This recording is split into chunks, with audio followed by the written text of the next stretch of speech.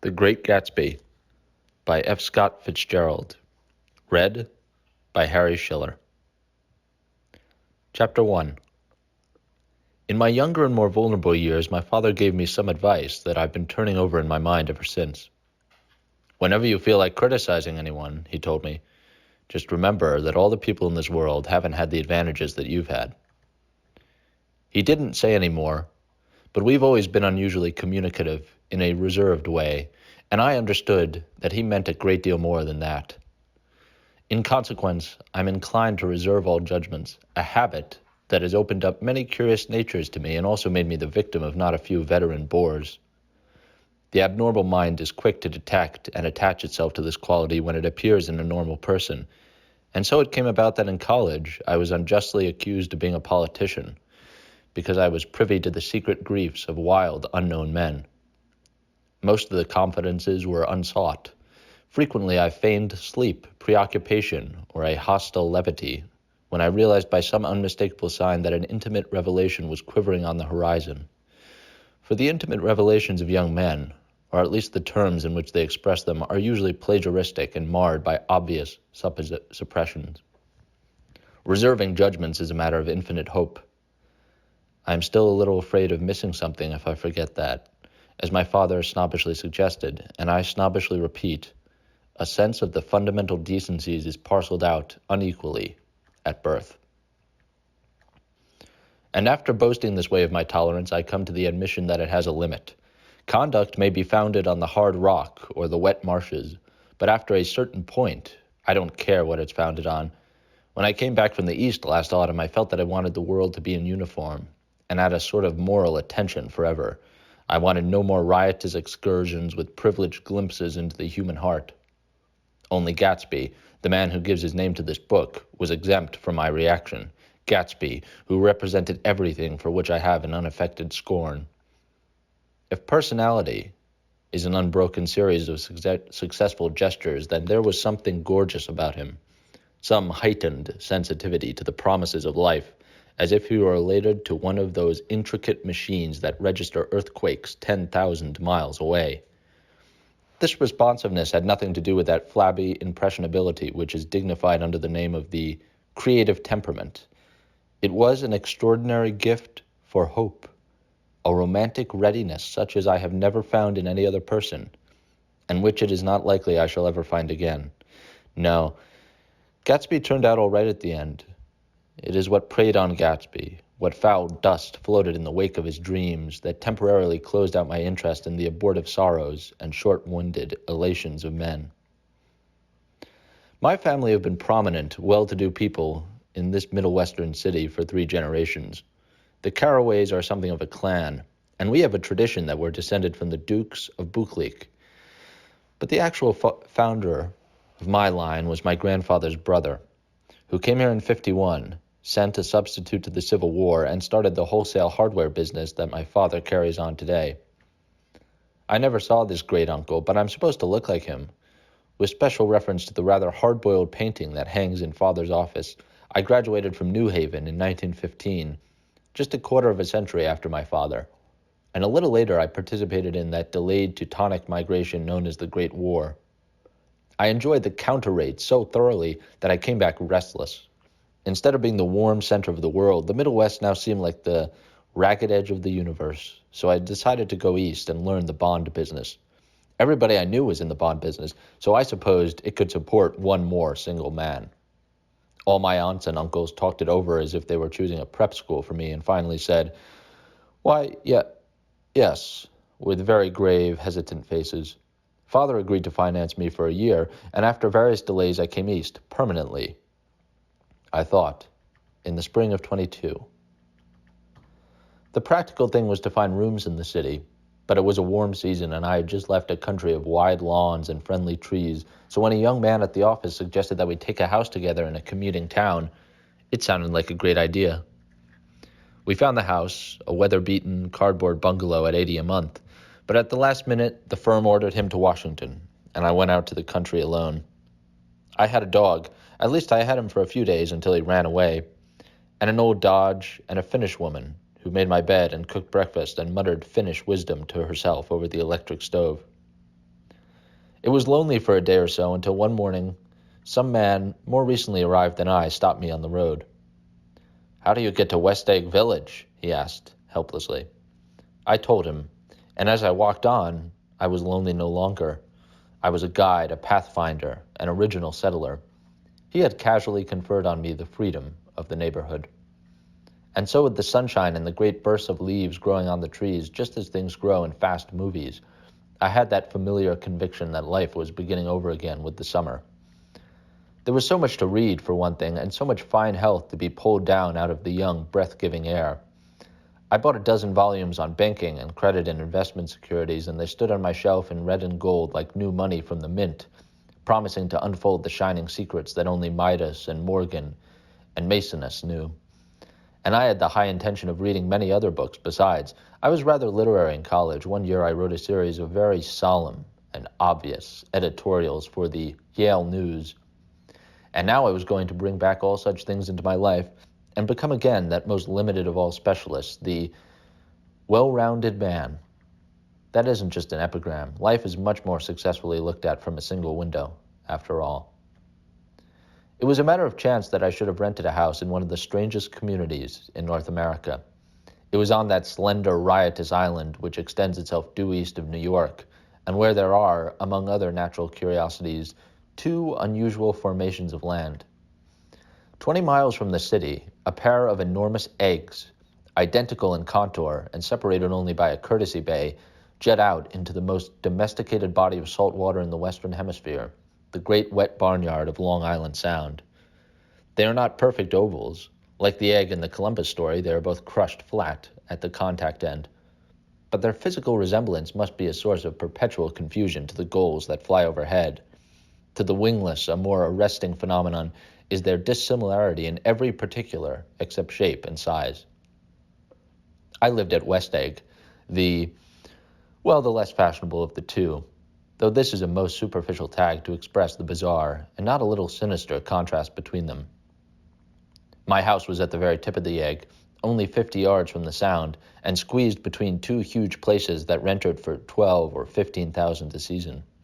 The one on my right was a colossal affair by any standard. It was a factual imitation of some Hôtel de Ville in Normandy, with a tower on one side, spanking new under a thin beard of raw ivy, and a marble swimming pool, and more than 40 acres of lawn and garden. It was Gatsby's mansion. Or rather, as I didn't know Mr. Gatsby, it was a mansion inhabited by a gentleman of that name. My own house was an eyesore, but it was a small eyesore, and it had been overlooked, so I had a view of the water, a partial view of my neighbor's lawn, and the consoling proximity of millionaires, all for $80 a month. Across the courtesy bay, the white palaces of fashionable East Egg glittered along the water, and the history of the summer really begins on the evening I drove over there to have dinner with the Tom Buchanans. Daisy was my second cousin once removed, and I'd known Tom in college, and just after the war I spent 2 days with them in Chicago. Her husband, among various physical accomplishments, had been one of the most powerful ends that ever played football at New Haven. A national figure, in a way, one of those men who reached such an acute, limited excellence at 21 that everything afterward savors of anticlimax. His family were enormously wealthy. Even in college, his freedom with money was a matter for reproach, but now he'd left Chicago and come east in a fashion that rather took your breath away. For instance, he'd brought down a string of polo ponies from Lake Forest. It was hard to realize that a man in my own generation was wealthy enough to do that. Why they came east, I don't know. They had spent a year in France for no particular reason, and then drifted here and there unrestfully wherever people played polo and were rich together. This was a permanent move, said Daisy over the telephone, but I didn't believe it. I had no sight into Daisy's heart, but I felt that Tom would drift on forever, seeking, a little wistfully, for the dramatic turbulence of some irrecoverable football game. And so it happened that on a warm, windy evening, I drove over to East Egg to see two old friends whom I scarcely knew at all. Their house was even more elaborate than I expected, a cheerful red and white Georgian colonial mansion overlooking the bay. The lawn started at the beach and ran forward, and the front door for a quarter of a mile, jumping over sundials and brick walks and burning gardens, Finally, when it reached the house, drifting up the side in bright vines as though from the momentum of its run. The front was broken by a line of French windows, glowing now with reflected gold and wide open to the warm, windy afternoon, and Tom Buchanan, in riding clothes, was standing with his legs apart on the front porch. He had changed since his New Haven years. Now he was a sturdy, straw-haired man of 30 with a rather hard mouth and a supercilious manner. Two shining, arrogant eyes had established dominance over his face and gave him the appearance of always leaning aggressively forward. Not even the effeminate swank of his riding clothes could hide the enormous power of that body. He seemed to fill those glistening boots until he strained the top lacing, and you could see a great pack of muscle shifting when his shoulder moved under his thin coat. It was a body capable of enormous leverage, a cruel body. His speaking voice, a gruff, husky tenor, added to the impression of fractiousness he conveyed. There was a touch of paternal contempt in it, even toward people he liked, and there were men at New Haven who had hated his guts. "Now, don't think my opinion on these matters is final," he seemed to say, "just because I'm stronger and more of a man than you are." We were in the same senior society, and while we were never intimate, I always had the impression that he approved of me and wanted me to like him, with some harsh, defiant wistfulness of his own. We talked for a few minutes on the sunny porch. "I've got a nice place here," he said, his eyes flashing about restlessly. Turning me around by one arm, he moved a broad, flat hand across the front vista, indulging in its sweep a sunken Italian garden, a half-acre of deep, pungent roses, and a snub-nosed motorboat that bumped the tide offshore. It belonged to Domain, the oil man. He turned me around again, politely and abruptly. "We'll go inside." We walked through a high hallway into a bright, rosy-colored space, fragilely bound into the house by French windows at either end. The windows were ajar and gleaming white against the fresh grass outside that seemed to grow a little way into the house. A breeze blew through the room, blew curtains in at one end and out the other like pale flags, twisting them up toward the frosted wedding cake of the ceiling, and then rippled over the wine-colored rug, making a shadow on it, as wind does on the sea. The only completely stationary object in the room was an enormous couch on which two young women were buoyed up as though upon an anchored balloon. They were both in white, and their dresses were rippling and fluttering, as if they had just been blown back in after a short flight around the house. I must have stood for a few moments listening to the whip and snap of the curtains and the groan of a picture on the wall. Then there was a boom as Tom Buchanan shut the rear windows, and the caught wind died out about the room, and the curtains and the rugs and the two young women ballooned slowly to the floor. The younger of the two was a stranger to me. She was extended full length at her end of the divan, completely motionless, and with her chin raised a little, as if she were balancing something on it which was quite likely to fall. If she saw me out of the corner of her eye, she gave no hint of it. Indeed, I was almost surprised into murmuring an apology for having disrupted her by coming in. The other girl, Daisy, made an attempt to rise. She leaned slightly forward with a conscientious expression. Then she laughed, an absurd, charming little laugh, and I laughed too, and came forward into the room. "I'm paralyzed with happiness." She laughed again, as if she said something very witty, and held my hand for a moment, looking up into my face, promising that there was no one in the world she so much wanted to see. That was a way she had. She hinted in a murmur that the surname of the balancing girl was Baker. I've heard it said that Daisy's murmur was only to make people lean toward her, an irrelevant criticism that made it no less charming. At any rate, Miss Baker's lips fluttered, and she nodded at me almost imperceptibly, and then quickly tipped her head back again. The object she was balancing had obviously tottered a little and given her something of a fright. Again, a sort of apology arose to my lips. Almost any exhibition of complete self-sufficiency draws a stunned tribute from me. I looked back at my cousin, who began to ask me questions in her low, thrilling voice. It was the kind of voice that the ear follows up and down, as if each speech is an arrangement of notes that will never be played again. Her face was sad and lovely with bright things in it, bright eyes and a bright, passionate mouth, but there was an excitement in her voice that men who had cared for her found difficult to forget, a singing compulsion, a whispered listen, a promise that she had done gay, exciting things just a while since, and that there were gay, exciting things hovering in the next hour. I told her how I had stopped off in Chicago for a day on my way east, and how a dozen people had sent their love through me. "Do they miss me?" she cried ecstatically. "The whole town is desolate. All the cars have the left rear wheel painted black as a mourning wreath, and there's a persistent wail all night along the North Shore. How gorgeous. Let's go back, Tom. Tomorrow." Then she added irrelevantly, "You ought to see the baby." "I'd like to." "She's asleep. She's 3 years old. Haven't you ever seen her?" "Never." "Well, you ought to see her. She's—" Tom Buchanan, who had been hovering restlessly about the room, stopped and rested his hand on my shoulder. "What you doing, Nick?" "I'm a bondman." "Who with?" I told him. "Never heard of them," he remarked decisively. This annoyed me. "You will," I answered shortly. "You will if you stay in the East." "Oh, I'll stay in the East, don't you worry," he said, glancing at Daisy and then back at me, as if he were alert for something more. "I'd be a goddamn fool to live anywhere else." At this point, Miss Baker said, "Absolutely," with such suddenness that I started. It was the first word she uttered since I came into the room. Evidently, it surprised her as much as it did me, for she yawned and with a series of rapid, deft movements stood up into the room. "I'm stiff," she complained. "I've been lying on that sofa for as long as I can remember." "Don't look at me," Daisy retorted. "I've been trying to get you to New York all afternoon." "No thanks," said Miss Baker to the 4 cocktails just in from the pantry. "I'm absolutely in training." Her host looked at her incredulously. "You are?" He took down his drink as if it were a drop in the bottom of a glass. "How you ever get anything done is beyond me." I looked at Miss Baker, wondering what it was she got done. I enjoyed looking at her. She was a slender, small-breasted girl with an erect carriage, which she accentuated by throwing her body backward at the shoulders like a young cadet. Her gray, sun-strained eyes looked back at me with polite, reciprocal curiosity out of a wan, charming, discontented face. It occurred to me now that I had seen her, or a picture of her, somewhere before.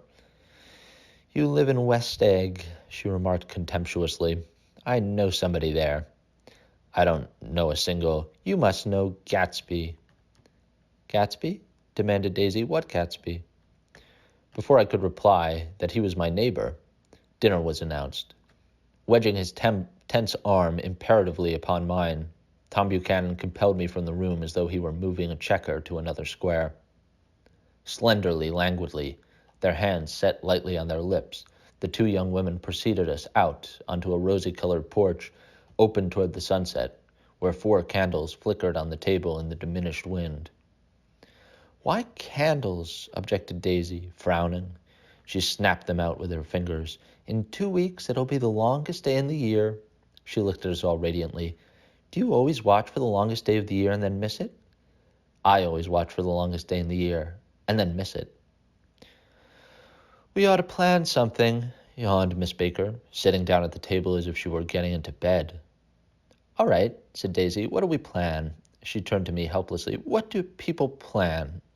Before I could answer, her eyes fastened with an odd expression on her little finger. "Look," she complained. "I hurt it." We all looked. The knuckle was black and blue.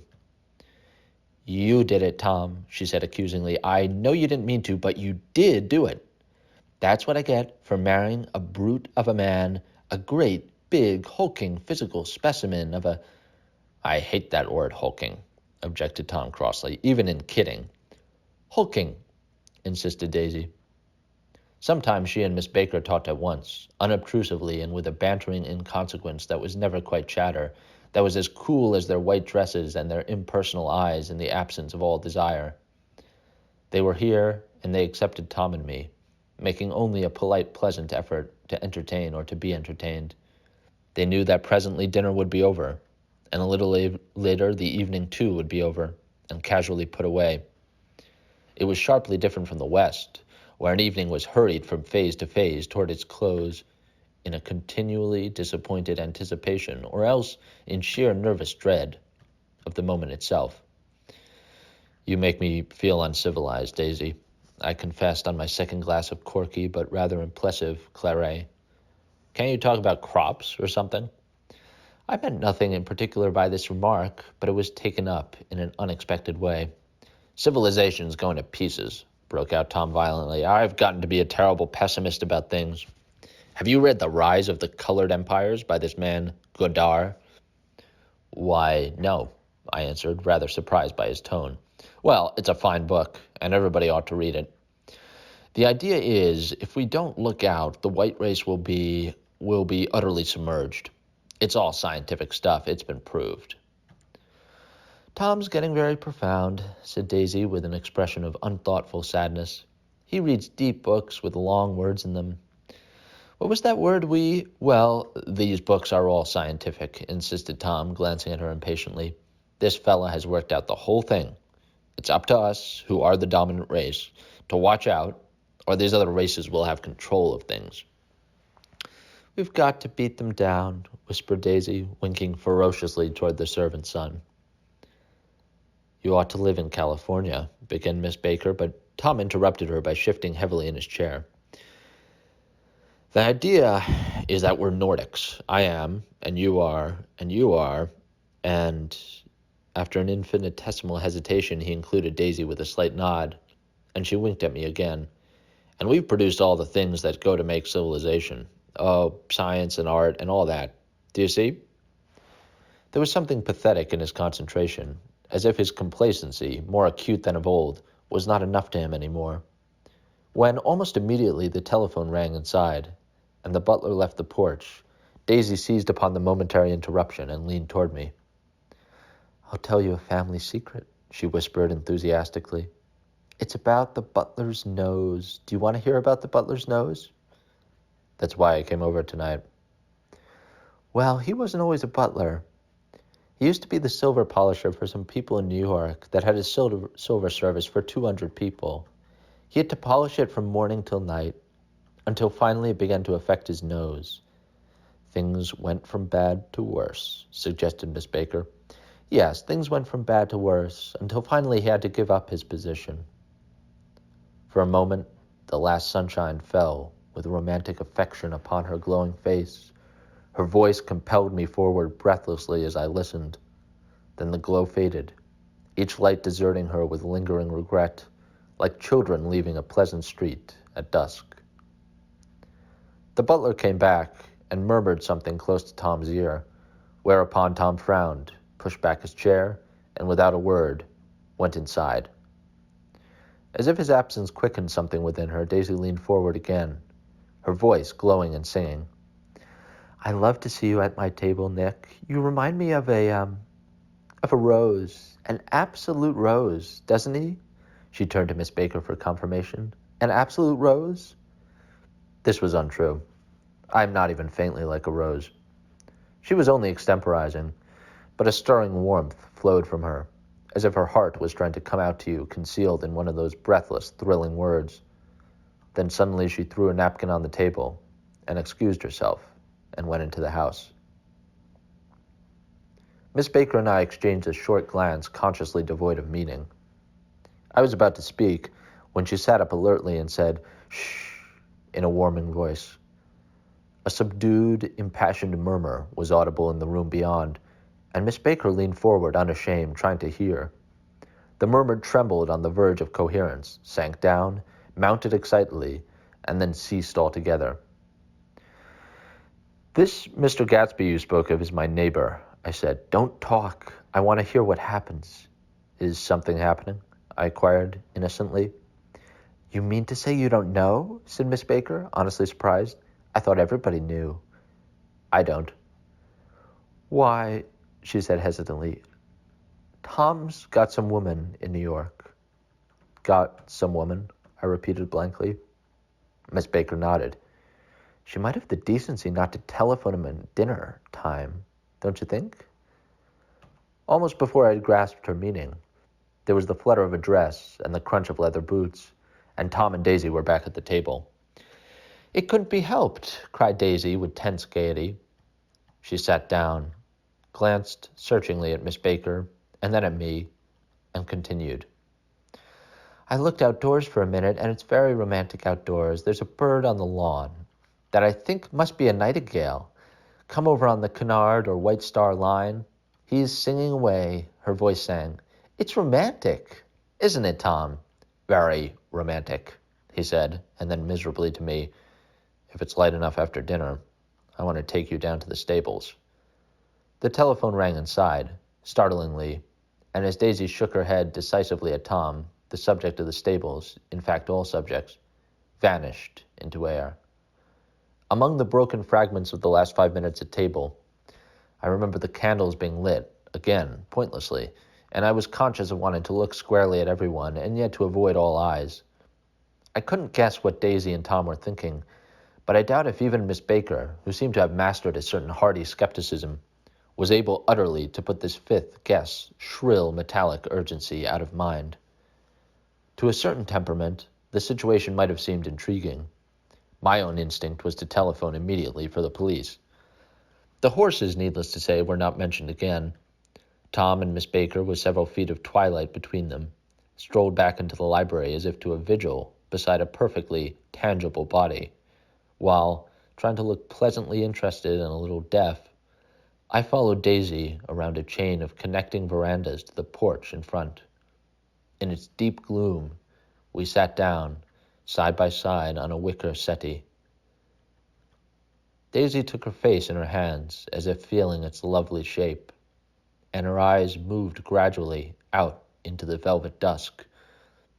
I saw that turbulent emotions possessed her, so I asked what I thought would be some sedative questions about her little girl. We don't know each other very well, Nick, she said suddenly, even if we are cousins. You didn't come to my wedding. I wasn't back from the war. That's true. She hesitated. Well, I've had a very bad time, Nick, and I'm pretty cynical about everything. Evidently, she had reason to be. I waited, but she didn't say any more, and after a moment I returned rather feebly to the subject of her daughter. I suppose she talks and eats and everything? Oh, yes. She looked at me absently. Listen, Nick, let me tell you what I said when she was born. Would you like to hear? Very much. It'll show you how I've gotten to feel about things. Well, she was less than an hour old, and Tom was God knows where. I woke up out of the ether with an utterly abandoned feeling and asked the nurse right away if it was a boy or a girl. She told me it was a girl, and so I turned my head away and wept. All right, I said. I'm glad it's a girl, and I hope she'll be a fool. That's the best thing a girl can be in this world, a beautiful little fool. You see, I think everything's terrible anyhow, she went on in a convinced way.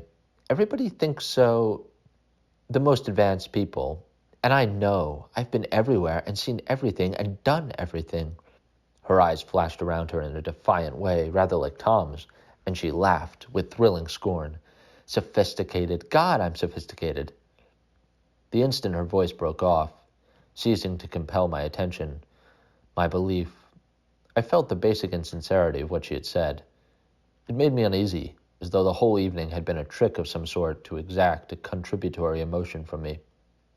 I waited, and sure enough, in a moment she looked at me with an absolute smirk on her lovely face, as if she had asserted her membership in a rather distinguished secret society to which she and Tom belonged. Inside, the crimson room bloomed with light. Tom and Miss Baker sat at either end of the long couch, and she read aloud to him from the Saturday Evening Post. The words, murmurous and uninflected, running together in a soothing tune. The lamplight, bright on his boots and dull on the autumn leaf yellow of her hair, glinted along the paper as she turned a page with a flutter of slender muscles in her arms. When we came in, she held us silent for a moment with a lifted hand.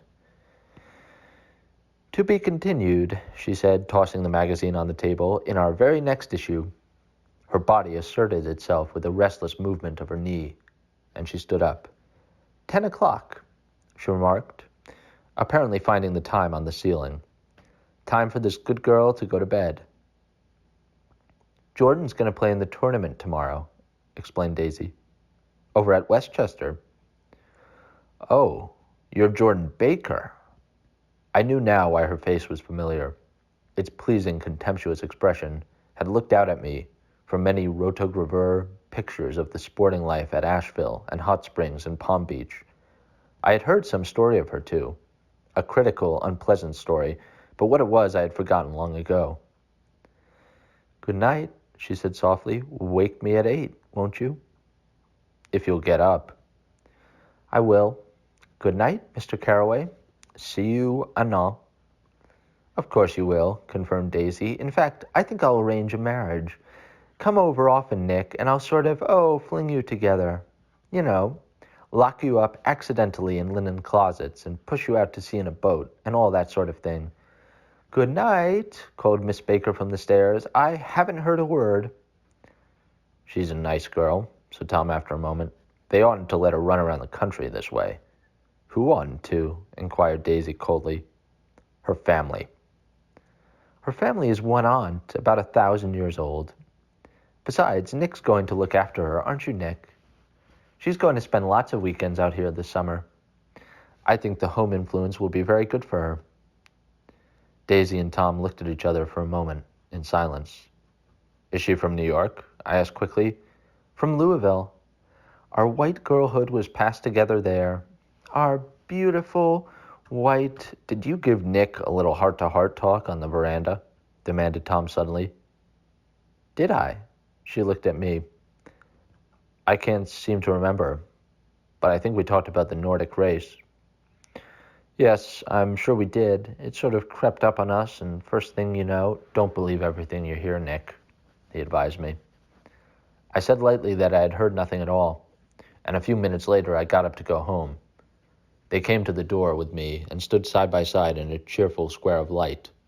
As I started my motor, Daisy peremptorily called, "Wait! I forgot to ask you something, and it's important. We heard you were engaged to a girl out west." "That's right," corroborated Tom kindly. "We heard that you were engaged." "It's libel. I'm too poor." "But we heard it," insisted Daisy, surprising me by opening up again in a flower-like way. "We heard it from 3 people, so it must be true." Of course, I knew what they were referring to, but I wasn't even vaguely engaged. The fact that gossip had published the bans was one of the reasons I had come east. You can't stop going with an old friend on account of rumors, and on the other hand, I had no intention of being rumored into marriage. Their interest rather touched me and made them less remotely rich. Nevertheless, I was confused and a little disgusted as I drove away. It seemed to me that the thing for Daisy to do was to rush out of the house, child in arms, but apparently there were no such intentions in her head. As for Tom, the fact that he had some woman in New York was really less surprising than that he had been depressed by a book. Something was making him nibble at the edge of stale ideas, as if his sturdy physical egotism no longer nourished his peremptory heart. Already it was deep summer, on roadhouse roofs and in front of wayside garages, where new red gas pumps sat out in pools of light, and when I reached my estate at West Egg, I ran the car under its shed and sat for a while on an abandoned grass roller in the yard. The wind had blown off, leaving a loud, bright night, with wings beating in the trees and a persistent organ sound as the full bellows of the earth blew the frogs full of life. The silhouette of a moving cat wavered across the moonlight, and turning my head to watch it, I saw that I was not alone. 50 feet away, a figure had emerged from the shadow of my neighbor's mansion and was standing with his hands in his pocket, regarding the silver pepper of the stars. Something in his leisurely movements and the secure position of his feet upon the lawn suggested that it was Mr. Gatsby himself, come out to determine what share was his of our local heavens. I decided to call to him. Miss Baker had mentioned him at dinner, and that would do for an introduction. But I didn't call to him, for he gave a sudden intimation that he was content to be alone. He stretched out his arms toward the dark water in a curious way, and, far as I was from him, I could have sworn he was trembling. Involuntarily, I glanced seaward, and distinguished nothing except a single green light, minute and far away, That might have been the end of a dock. When I looked once more for Gatsby, he had vanished, and I was alone again, in the unquiet darkness. Chapter 2. About halfway between West Egg and New York, the motor road hastily joins the railroad and runs beside it for a quarter of a mile, so as to shrink away from a certain desolate area of land. This is a valley of ashes, a fantastic farm where ashes grow like wheat into ridges and hills and grotesque gardens, where ashes take the forms of houses and chimneys and rising smoke, and finally, with a transcendent effort, of men who move dimly and already crumbling through the powdery air. Occasionally a line of gray cars crawls along an invisible track, gives out a ghastly creak and comes to rest, and immediately the ash-gray men swarm up with leaden spades and stir up an impenetrable cloud which screens their obscure operations from your sight. But above the gray land and the spasms of bleak dust which drift endlessly over it, you perceive, after a moment, the eyes of Dr. T.J. Eckelberg. The eyes of Dr. T.J. Eckelberg are blue and gigantic. Their irises are 1 yard high. They look out of no face, but instead from a pair of enormous yellow spectacles which pass over a non-existent nose. Evidently some wild wag of an oculist set them there to fatten his practice in the borough of Queens, and then sank down himself into eternal blindness, or forgot them and moved away. But his eyes, dimmed a little by many paintless days under sun and rain, brood on over the solemn dumping ground. The Valley of Ashes is bounded on one side by a small foul river, and when the drawbridge is up to let barges through, the passengers on waiting trains can stare at the dismal scene for as long as half an hour. There is always a halt there of at least a minute, and it was because of this that I first met Tom Buchanan's mistress. The fact that he had one was insisted upon wherever he was known. His acquaintances resented the fact that he turned up in popular restaurants with her, and leaving her at a table, sauntered about, chatting with whomsoever he knew. Though I was curious to see her, I had no desire to meet her, but I did. I went up to New York with Tom on the train one afternoon, and when we stopped by the ash heaps, he jumped to his feet and, taking hold of my elbow, literally forced me from the car. "We're getting off," he insisted. "I want you to meet my girl." I think he tanked up a good deal at luncheon, and his determination to have my company bordered on violence. The supercilious assumption was that on Sunday afternoon I had nothing better to do. I followed him over a low, whitewashed railroad fence, and we walked back 100 yards along the road under Dr. Eckelberg's persistent stare. The only building in sight was a small block of yellow brick sitting on the edge of the wasteland, a sort of compact main street ministering to it and contiguous to absolutely nothing. One of the 3 shops it contained was for rent, and another was an all-night restaurant, approached by a trail of ashes. The third was a garage. Repairs. George B. Wilson. Cars bought and sold. And I followed Tom inside. The interior was unprosperous and bare. The only car visible was the dust-covered wreck of a Ford, which crouched in a dim corner. It had occurred to me that the shadow of a garage must be a blind, and that sumptuous and romantic apartments were concealed overhead, when the proprietor himself appeared in the door of an office, wiping his hands on a piece of waste. He was a blond, spiritless man, anemic, and faintly handsome. When he saw us, a damp gleam of hope sprang into his light blue eyes. "Hello, Wilson, old man," said Tom, slapping him jovially on the shoulder. "How's business?" "I can't complain," answered Wilson unconvincingly. "When are you going to sell me that car?" "Next week. I've got my man working on it now." "Works pretty slow, doesn't he?" "No, he doesn't," said Tom coldly. "And if you feel that way about it, maybe I'd better sell it somewhere else after all."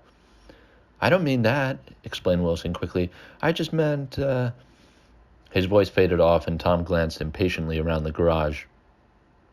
Then he heard footsteps on a stairs, and in a moment the thickish figure of a woman blocked out the light from the office door. She was in the middle 30s and faintly stout, but she carried her surplus flesh sensuously as some women can. Her face, above a spotted dress of dark blue crêpe de chine, contained no facet or gleam of beauty, but there was an immediately perceptible vitality about her, as if the nerves of her body were continually smoldering. She smiled slowly, and walking through her husband as if he were a ghost, shook hands with Tom, looking him flush in the eye. Then she wet her lips, and without turning around, spoke to her husband in a soft, coarse voice. "Get some chairs, why don't you, so somebody can sit down?" "Oh, sure," agreed Wilson hurriedly, and went toward the little office, mingling immediately with the cement color of the walls. A white ashen dust veiled his dark suit and his pale hair, as it veiled everything in the vicinity, except his wife, who moved close to Tom. "I want to see you," said Tom intently. "Get on the next train." "All right." "I'll meet you by the newsstand on the lower level." She nodded and moved away from him just as George Wilson emerged with 2 chairs from his office door. We waited for her down the road and out of sight. It was a few days before the 4th of July, and a gray, scrawny Italian child was setting torpedoes in a row along the railroad track. "Terrible place, isn't it?" said Tom, exchanging a frown with Dr. Eckelberg. "Awful."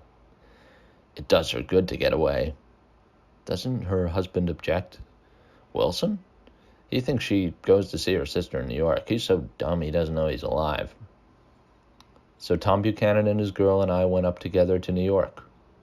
Or not quite together, for Mrs. Wilson sat discreetly in another car. Tom deferred that much to the sensibilities of those East Eggers who might be on the train. She had changed her dress to a brown-figured muslin, which stretched tight over her rather wide hips as Tom helped her to the platform in New York. At the newsstand she bought a copy of Town Tattle and a moving picture magazine, and in the station drugstore some cold cream and a small flask of perfume. Upstairs, in the solemn echoing drive, she let 4 taxicabs drive away before she selected a new one, lavender-colored with gray upholstery, and in this we slid out from the mass of the station into the glowing sunshine. But immediately she turned sharply from the window and, leaning forward, tapped on the front glass. "I want to get one of those dogs," she said earnestly. "I want to get one for the apartment. They're nice to have, a dog." We backed up to a gray old man who bore an absurd resemblance to John D. Rockefeller. In a basket swung from his neck, covered a dozen very recent puppies of an indeterminate breed. "What kind are they?" asked Mrs. Wilson eagerly as he came to the taxi window. "All kinds. What kind do you want, lady?" "I'd like to get one of those police dogs. I don't suppose you got that kind." The man peered doubtfully into the basket, plunged in his hand, and drew one up, wriggling by the back of the neck. "That's no police dog," said Tom. "No, it's not exactly a police dog," said the man with disappointment in his voice. "It's more of an Airedale." He passed his hand over the brown wash rag of a back. "Look at that coat. Some coat. That's a dog that'll never bother you with catching cold." "I think it's cute," said Mrs. Wilson enthusiastically. "How much is it?" "That dog?" He looked at it admiringly. "That dog will cost you $10. The Airedale, undoubtedly there was an Airedale concerned in it somewhere, though its feet were startlingly white, changed hands and settled down into Mrs. Wilson's lap, where she fondled the weatherproof coat with a rapture. "Is it a boy or a girl?" she asked delicately. "That dog? That dog's a boy." "It's a bitch," said Tom decisively. "Here's your money. Go and buy 10 more dogs with it." We drove over to Fifth Avenue, so warm and soft, almost pastoral, on the summer Sunday afternoon that I wouldn't have been surprised to see a great flock of white sheep turn the corner. "Hold on," I said. "I have to leave you here." "No, you don't," interposed Tom quickly. "Myrtle will be hurt if you don't come up to the apartment. Won't you, Myrtle?" "Come on," she urged. "I'll telephone my sister Catherine. She's said to be very beautiful by people who ought to know." "Well, I'd like to, but—" We went on, cutting back again over the park toward the West Hundreds. At 158th Street, the cab stopped at one slice in a long white cake of apartment houses. Throwing a regal homecoming glance around the neighborhood, Mrs. Wilson gathered up her dog and her other purchases and went haughtily in. "I'm going to have the McKees come up," she announced, as we rose in the elevator.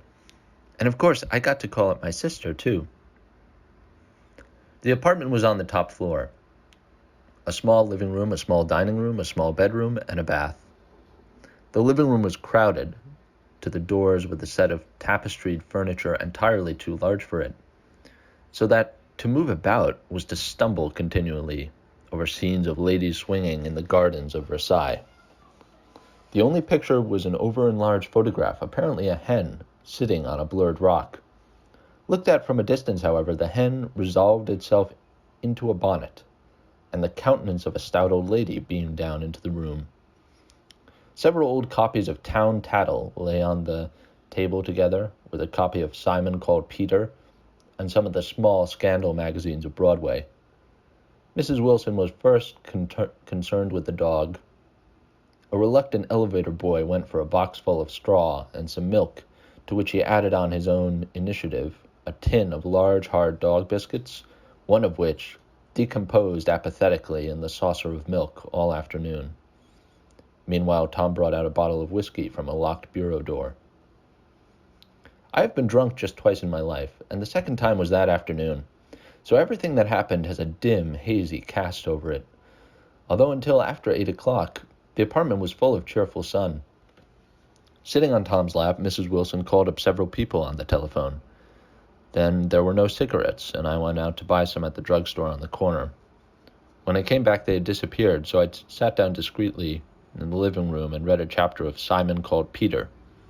Either it was terrible stuff, or the whiskey distorted things, because it didn't make any sense to me. Just as Tom and Myrtle, after the first drink, Mrs. Wilson and I called each other by our first names, reappeared, company commenced to arrive at the apartment door. The sister, Catherine, was a slender, worldly girl of about 30, with a solid, sticky bob of red hair and a complexion powdered milky white. Her eyebrows had been plucked and then drawn on again at a more rakish angle, but the efforts of nature toward the restoration of the old alignment gave a blurred air to her face. When she moved about, there was an incessant clicking as innumerable pottery bracelets jingled up and down her arms. She came in with such a proprietary haste and looked around so possessively at the furniture that I wondered if she lived there. But when I asked her, she laughed immoderately, repeated my question aloud, and told me she lived with a girlfriend at a hotel. Mr. McKee was a pale, feminine man from the flat below. He had just shaved, for there was a white spot of lather on his cheekbone, and he was most respectful in his greeting to everyone in the room. He informed me that he was in the, quote, artistic game, and I gathered later that he was a photographer and had made the dim enlargement of Mrs. Wilson's mother, which hovered like an ectoplasm on the wall. His wife was shrill, languid, handsome, and horrible. She told me with pride that her husband had photographed her 127 times since they had been married. Mrs. Wilson had changed her costume some time before and was now attired in an elaborate afternoon dress of cream-colored chiffon, which gave out a continual rustle as she swept about the room. With the influence of the dress, her personality had also undergone a change. The intense vitality that had been so remarkable in the garage was converted into impressive hauteur. Her laughter, her gestures, her assertions became more violently affected moment by moment, and as she expanded, the room grew smaller around her until she seemed to be revolving on a noisy, creaking pivot through the smoky air. "My dear," she told her sister in a high, mincing shout, "most of these fellows will cheat you every time. All they think of is money. I had a woman up here last week to look at my feet, and when she gave me the bill, you'd have thought she had my appendicitis out." "What was the name of the woman?" asked Mrs. McKee. "Mrs. Eberhardt. She goes around looking at people's feet in their own homes." "I like your dress," remarked Mrs. McKee. "I think it's adorable." Mrs. Wilson rejected the compliment by raising her eyebrow in disdain. "It's just a crazy old thing," she said. "I just slip it on sometimes when I don't care what I look like." "But it looks wonderful on you, if you know what I mean," pursued Mrs. McKee. "If Chester could only get you in that pose, I think he could make something of it." We all looked in silence at Mrs. Wilson, who removed a strand of hair from over her eyes and looked back at us with a brilliant smile. Mr. McKee regarded her intently with his head on one side, and then moved his hand back and forth, slowly, in front of his face. "I should change the light," he said after a moment. "I'd like to bring out the modeling of the features, and I'd try to get hold of all the back hair."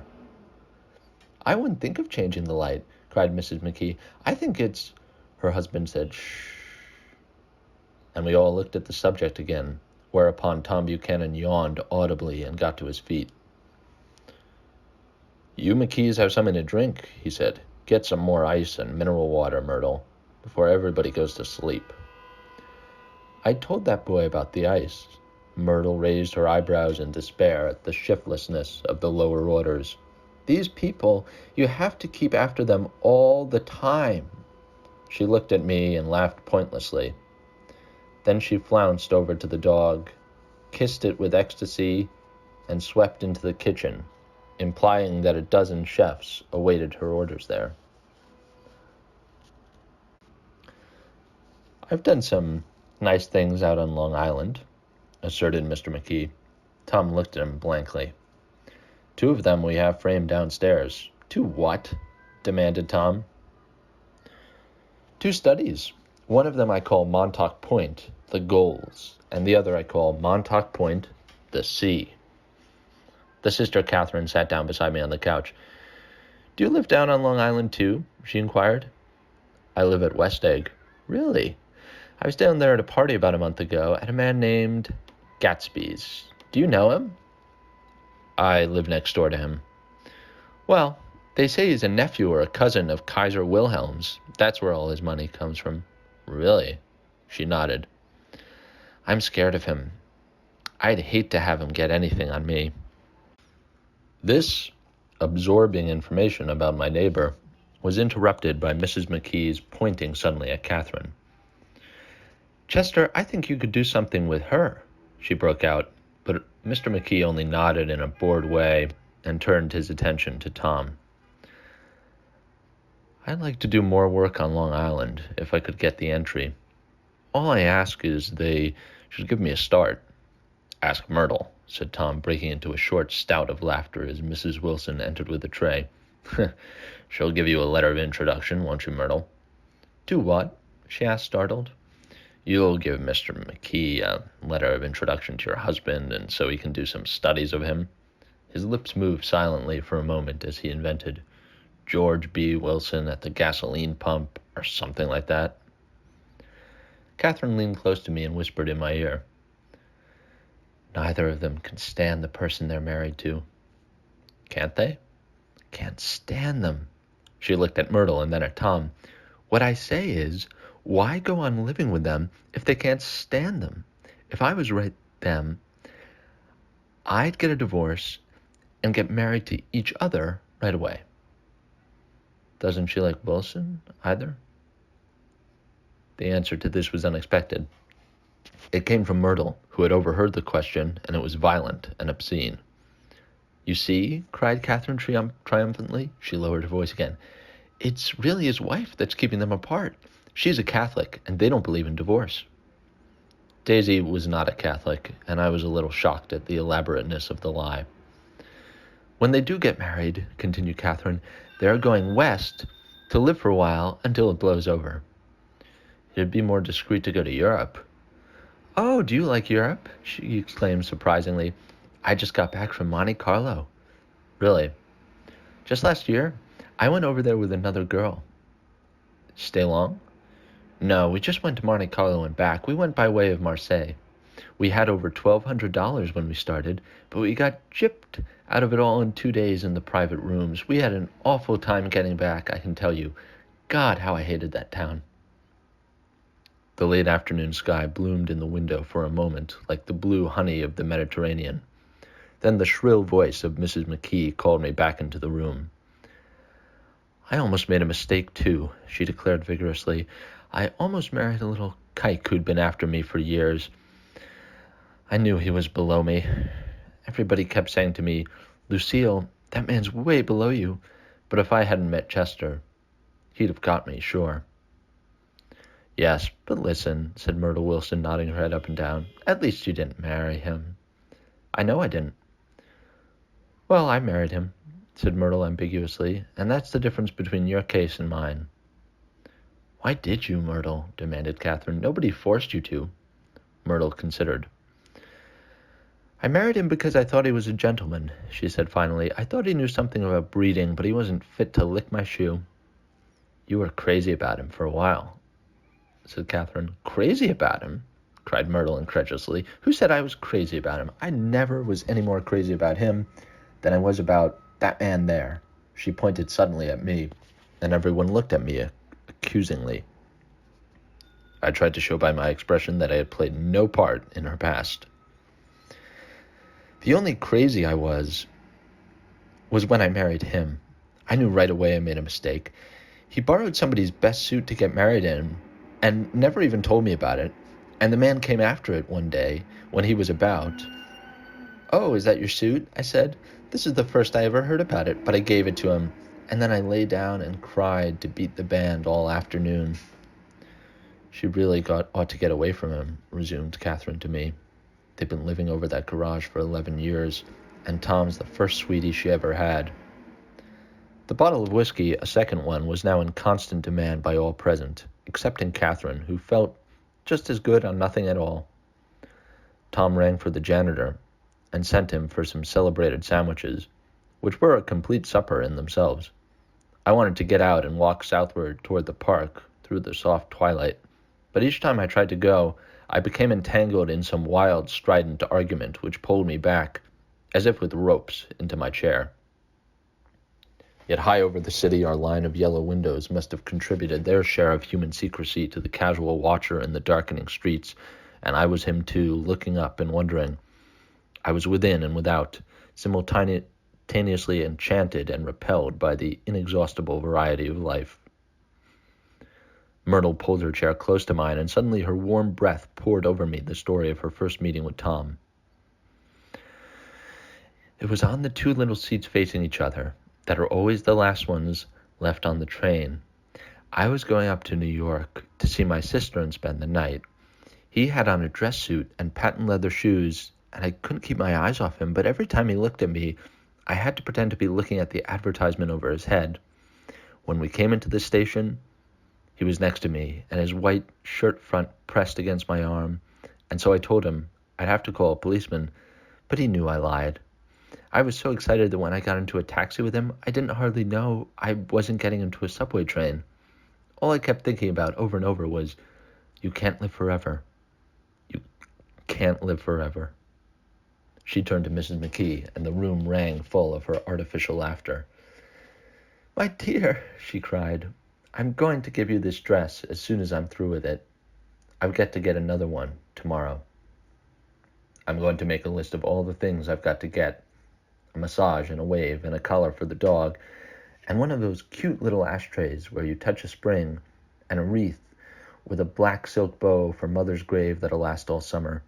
I got to write down a list so I won't forget all the things I got to do." It was 9 o'clock. Almost immediately afterward, I looked at my watch and found it was 10.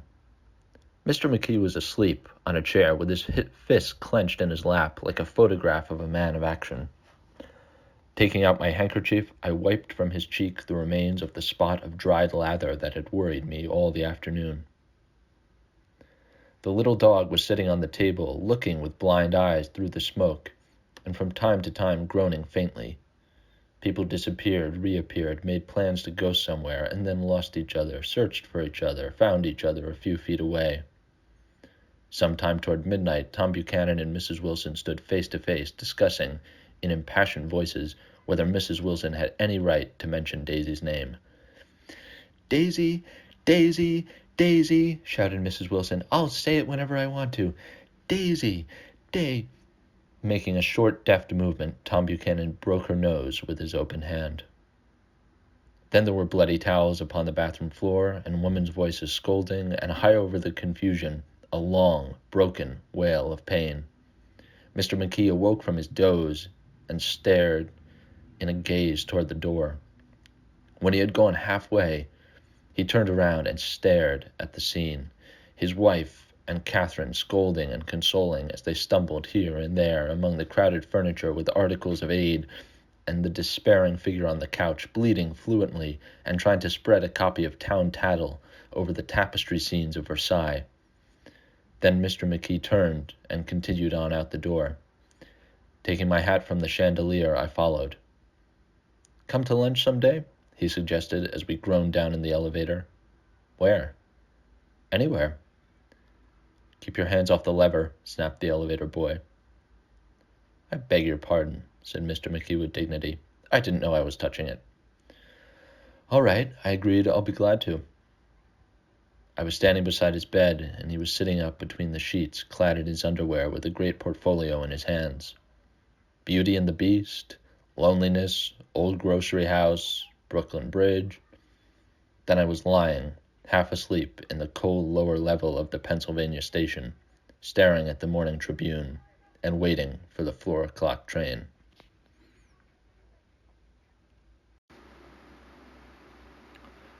Chapter 3. There was music from my neighbor's house through the summer nights. In his blue gardens, men and girls came and went like moths among the whisperings and the champagne and the stars. At a high tide in the afternoon, I watched his guests diving from the tower of his raft or taking the sun on the hot sand of his beach, while his 2 motorboats slit the waters of the Sound, drawing aquaplanes over cataracts of foam. On weekends, his Rolls-Royce became an omnibus, bearing parties to and from the city between 9 in the morning and long past midnight, while his station wagon scampered like a brisk yellow bug to meet all trains.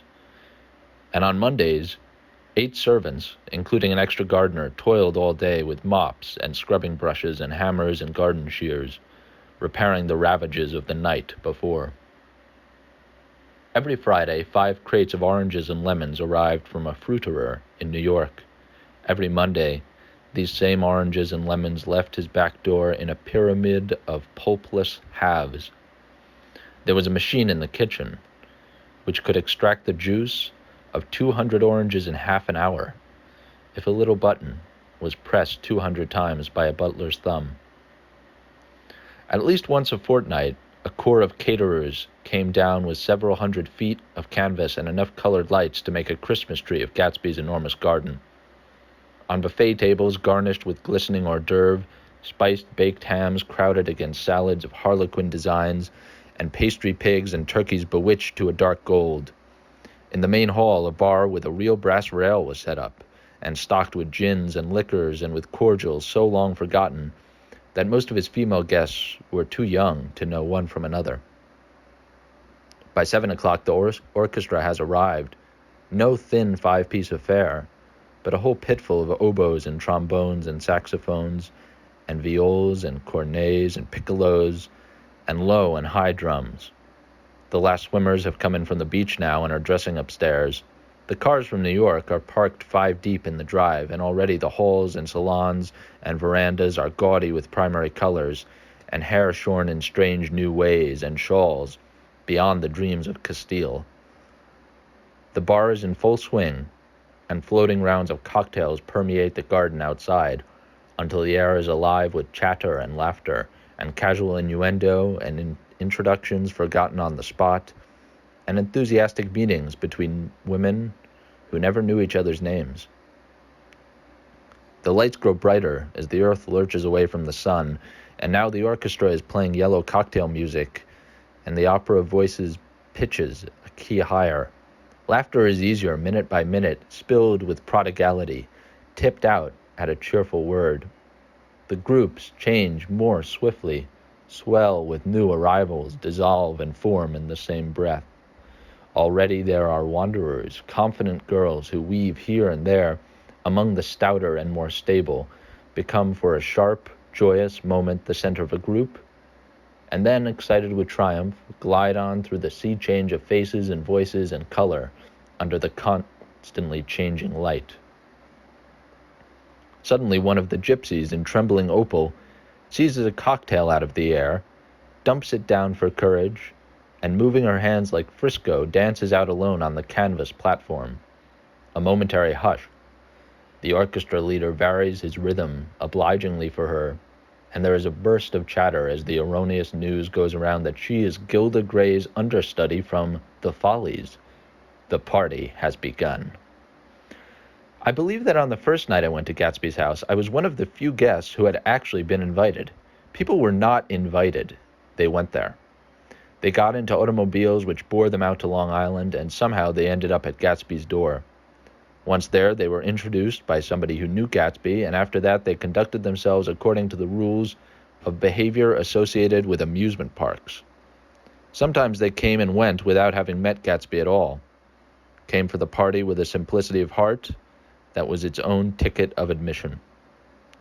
I had been actually invited.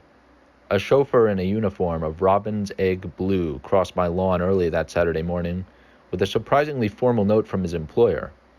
The honor would be entirely Gatsby's, it said, if I would attend his little party that night. He had seen me several times and had intended to call on me long before, but a peculiar combination of circumstances had prevented it. Signed J. Gatsby, in a majestic hand. Dressed up in white flannels, I went over to his lawn a little after 7 and wandered around rather ill at ease among swirls and eddies of people I didn't know. Though here and there was a face I had noticed on the commuting train, I was immediately struck by the number of young Englishmen dotted about, all well-dressed, all looking a little hungry, and all talking in low, earnest voices to solid and prosperous Americans. I was sure they were selling something, bonds or insurance or automobiles.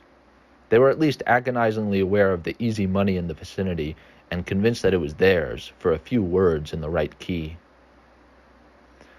As soon as I arrived, I made an attempt to find my host, but the 2 or 3 people of whom I asked his whereabouts stared at me in such an amazed way and denied so vehemently any knowledge of his movements that I slunk off in the direction of the cocktail table, the only place in the garden where a single man could linger without looking purposeless and alone.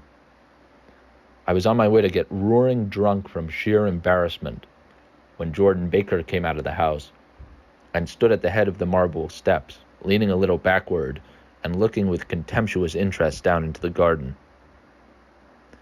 Welcome or not, I found it necessary to attach myself to someone before I should begin to address cordial remarks to the passers-by. "Hello," I roared, advancing toward her. My voice seemed unnaturally loud across the garden. "I thought you might be here," she responded absently as I came up.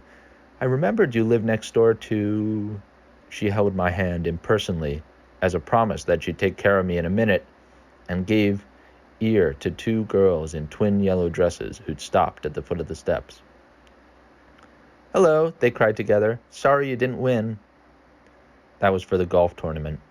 She had lost in the finals the week before.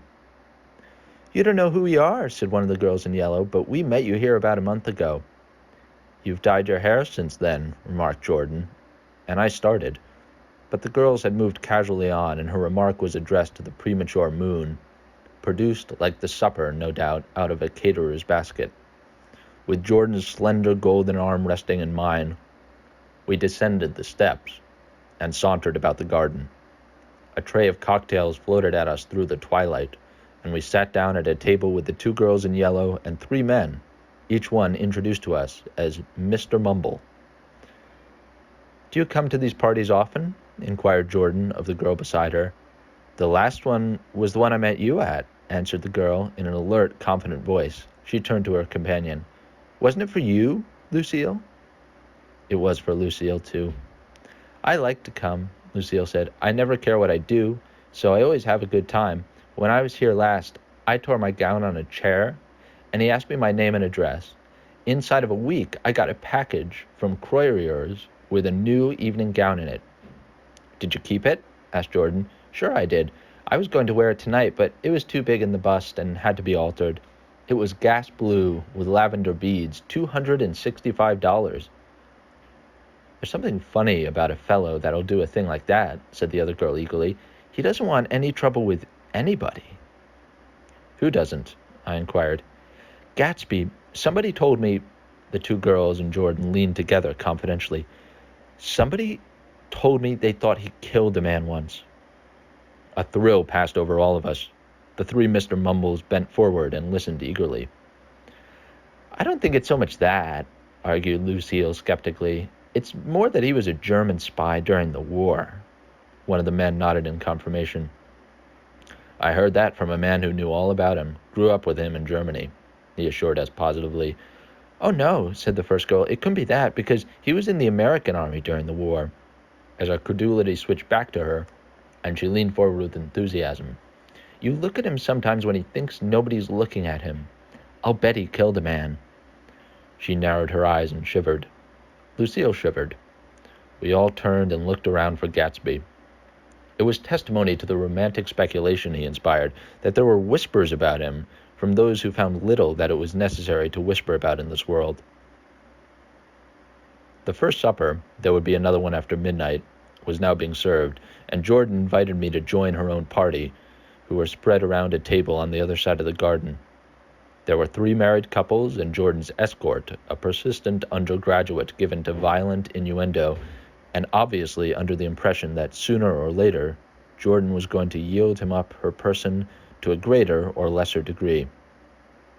Instead of rambling, this party had preserved a dignified homogeneity and assumed to itself the function of representing the staid nobility of the countryside, East Egg condescending to West Egg, and carefully on guard against its spectroscopic gaiety. Let's get out, whispered Jordan, after a somehow wasteful and inappropriate half hour. This is much too polite for me. We got up and she explained that we were going to find the host. I had never met him, she said, and it was making me uneasy. The undergraduate nodded in a cynical, melancholy way. The bar, where we glanced first, was crowded, but Gatsby was not there. She couldn't find him from the top of the steps, and he wasn't on the veranda. On a chance, we tried an important-looking door and walked into a high Gothic library paneled with carved English oak, and probably transported complete from some ruin overseas. A stout, middle-aged man with enormous owl-eyed spectacles was sitting, somewhat drunk, on the edge of a great table, staring with unsteady concentration at the shelves of books. As we entered, he wheeled excitedly around and examined Jordan from head to foot. What do you think? He demanded impetuously. About what? He waved his hand toward the bookshelves. About that. As a matter of fact, you needn't bother to ascertain. I ascertained they're real. The books? He nodded. Absolutely real. Have pages and everything. I thought they'd be a nice durable cardboard. Matter of fact, they're absolutely real. Pages and here, let me show you. Taking our skepticism for granted, he rushed to the bookcases and returned with Volume 1 of the Stoddard Lectures. See, he cried triumphantly, it's a bona fide piece of printed matter. It fooled me. This fella's a regular Belasco. It's a triumph. What thoroughness, what realism. Knew when to stop, too, didn't cut the pages. But what do you want? What do you expect? He snatched the book from me and replaced it hastily on its shelf, muttering that if one brick was removed, the whole library was liable to collapse. Who brought you? He demanded. Or did you just come? I was brought. Most people were brought. Jordan looked at him, cheerfully, without answering. I was brought by a woman named Roosevelt, he continued. Mrs. Claude Roosevelt. Do you know her? I met her somewhere last night.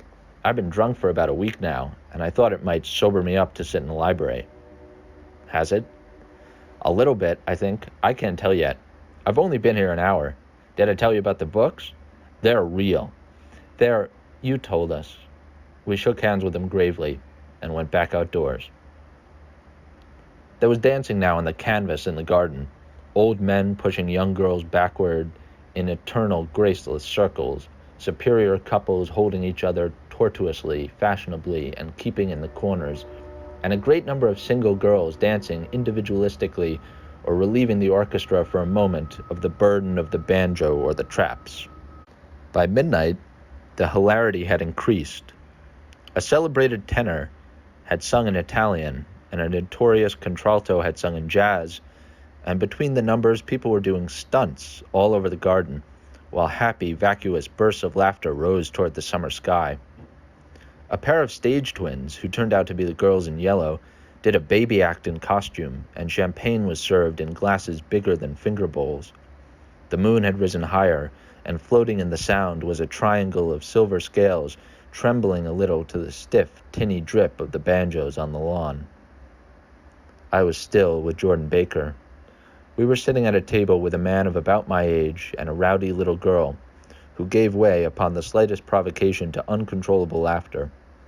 I was enjoying myself now.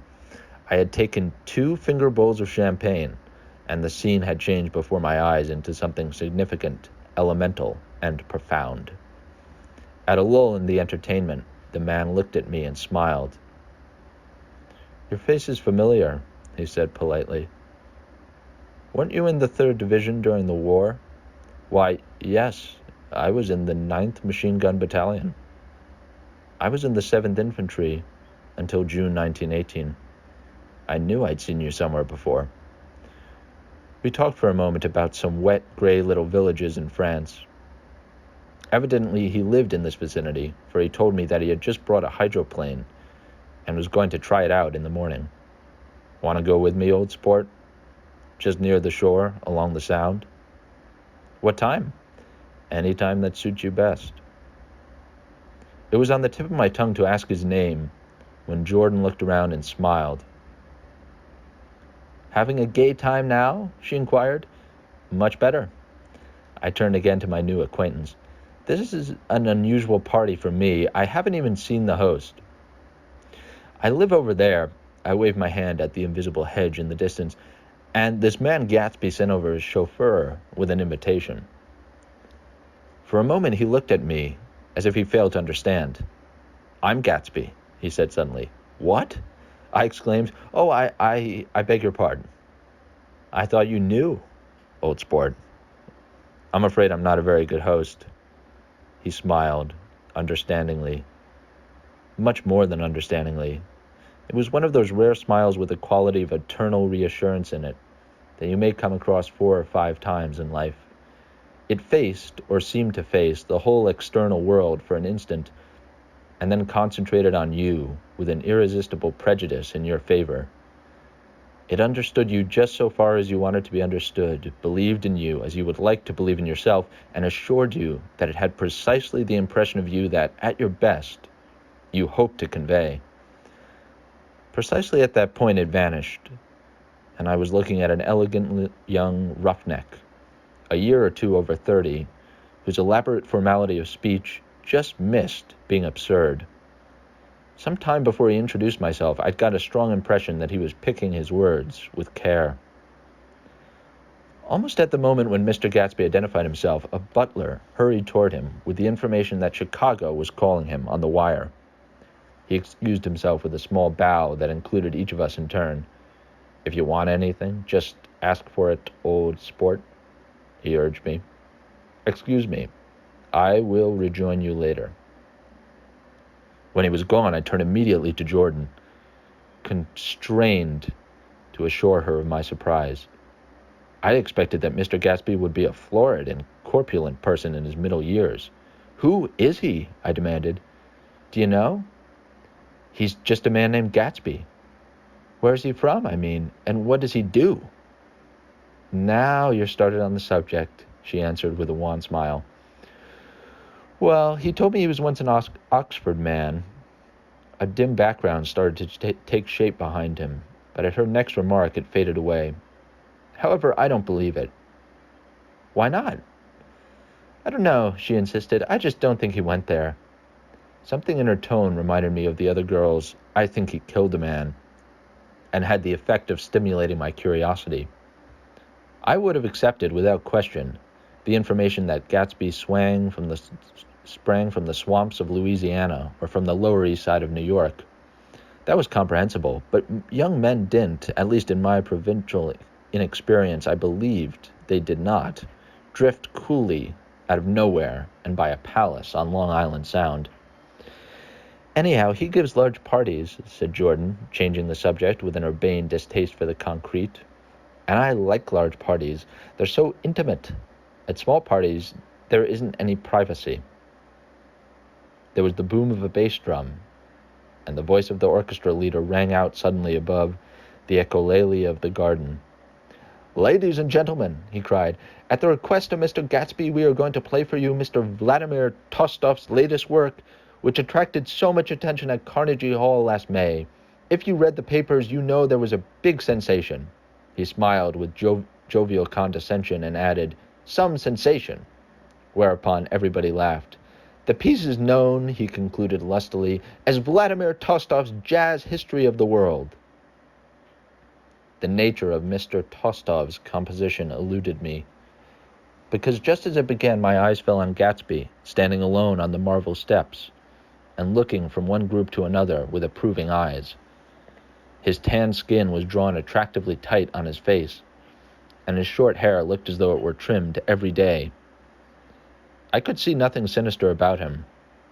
I wondered if the fact that he was not drinking helped to set him off from his guests, for it seemed to me that he grew more correct as the fraternal hilarity increased. When the Jazz History of the World was over, girls were putting their heads on men's shoulders in a puppyish, convivial way. Girls were swooning backward playfully into men's arms, even into groups, knowing that someone would arrest their falls. But no one swooned backward on Gatsby, and no French bob touched Gatsby's shoulders, and no singing quartets were formed with Gatsby's head for one link. "I beg your pardon." Gatsby's butler was suddenly standing beside us. "Miss Baker?" he inquired. "I beg your pardon, but Mr. Gatsby would like to speak to you alone." "With me?" she exclaimed in surprise. "Yes, madame." She got up slowly, raising her eyebrows at me in astonishment, and followed the butler toward the house.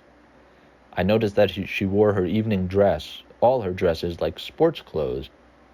There was a jauntiness about her movements, as if she had first learned to walk upon golf courses on clean, crisp mornings.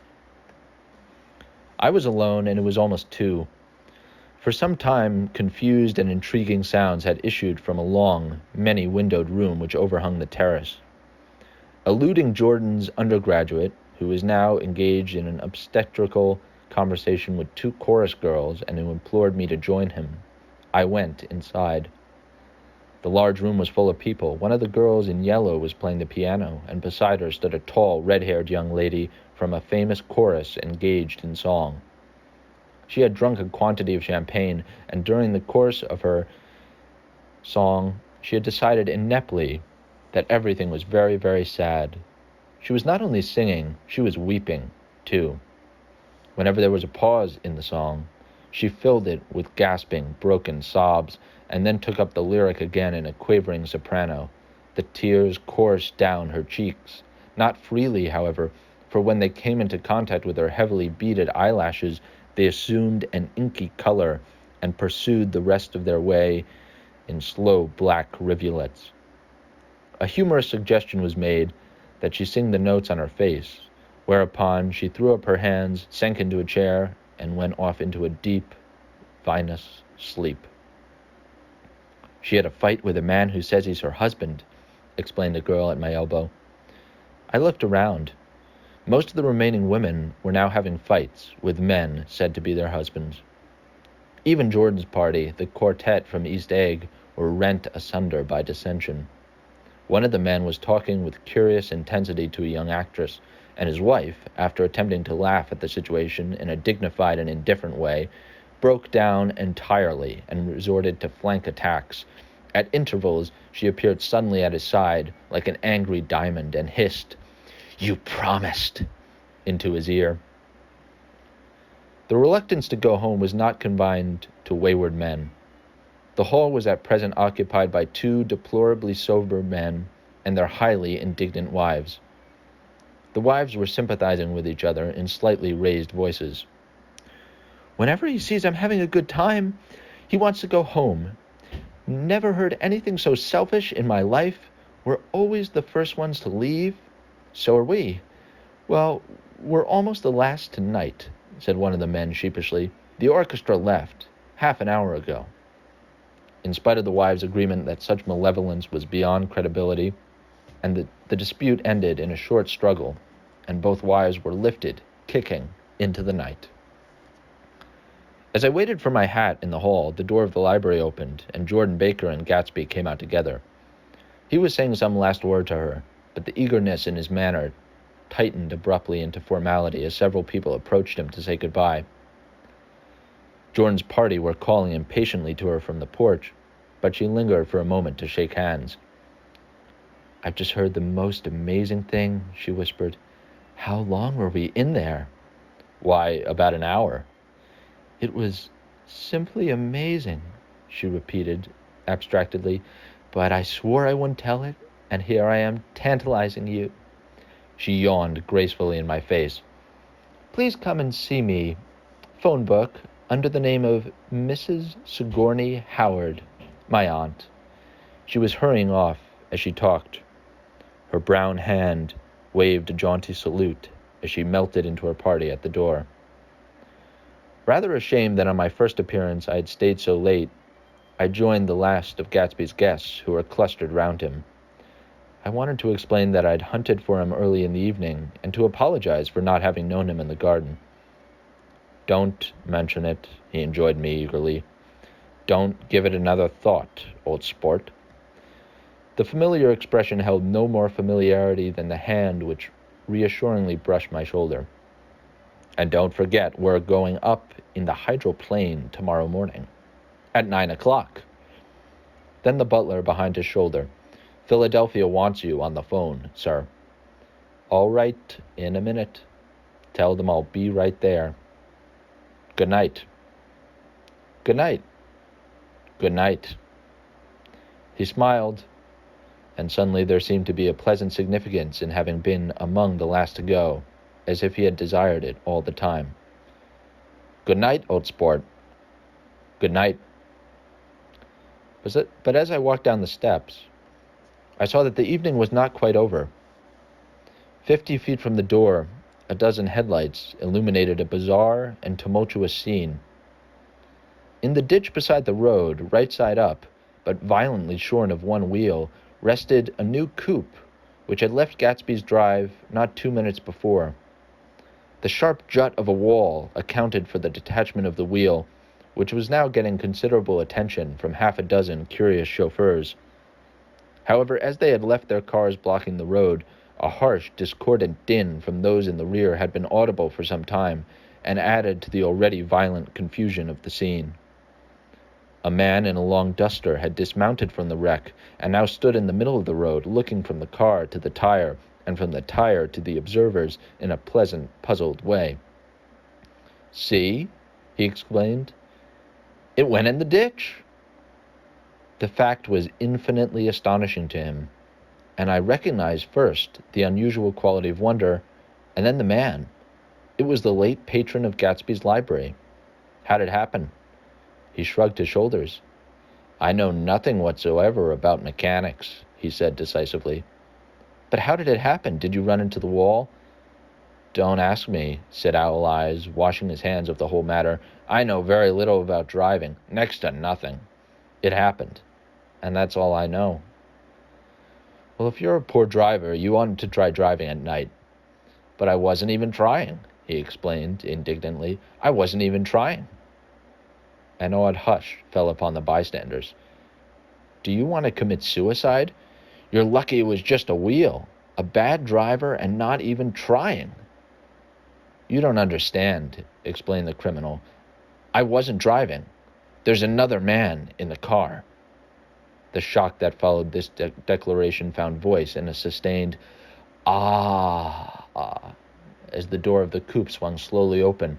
The crowd, it was now a crowd, stepped back involuntarily, and when the door had opened wide, there was a ghostly pause. Then, very gradually, part by part, a pale, dangling individual stepped out of the wreck, pawing tentatively at the ground with a large, uncertain dancing shoe.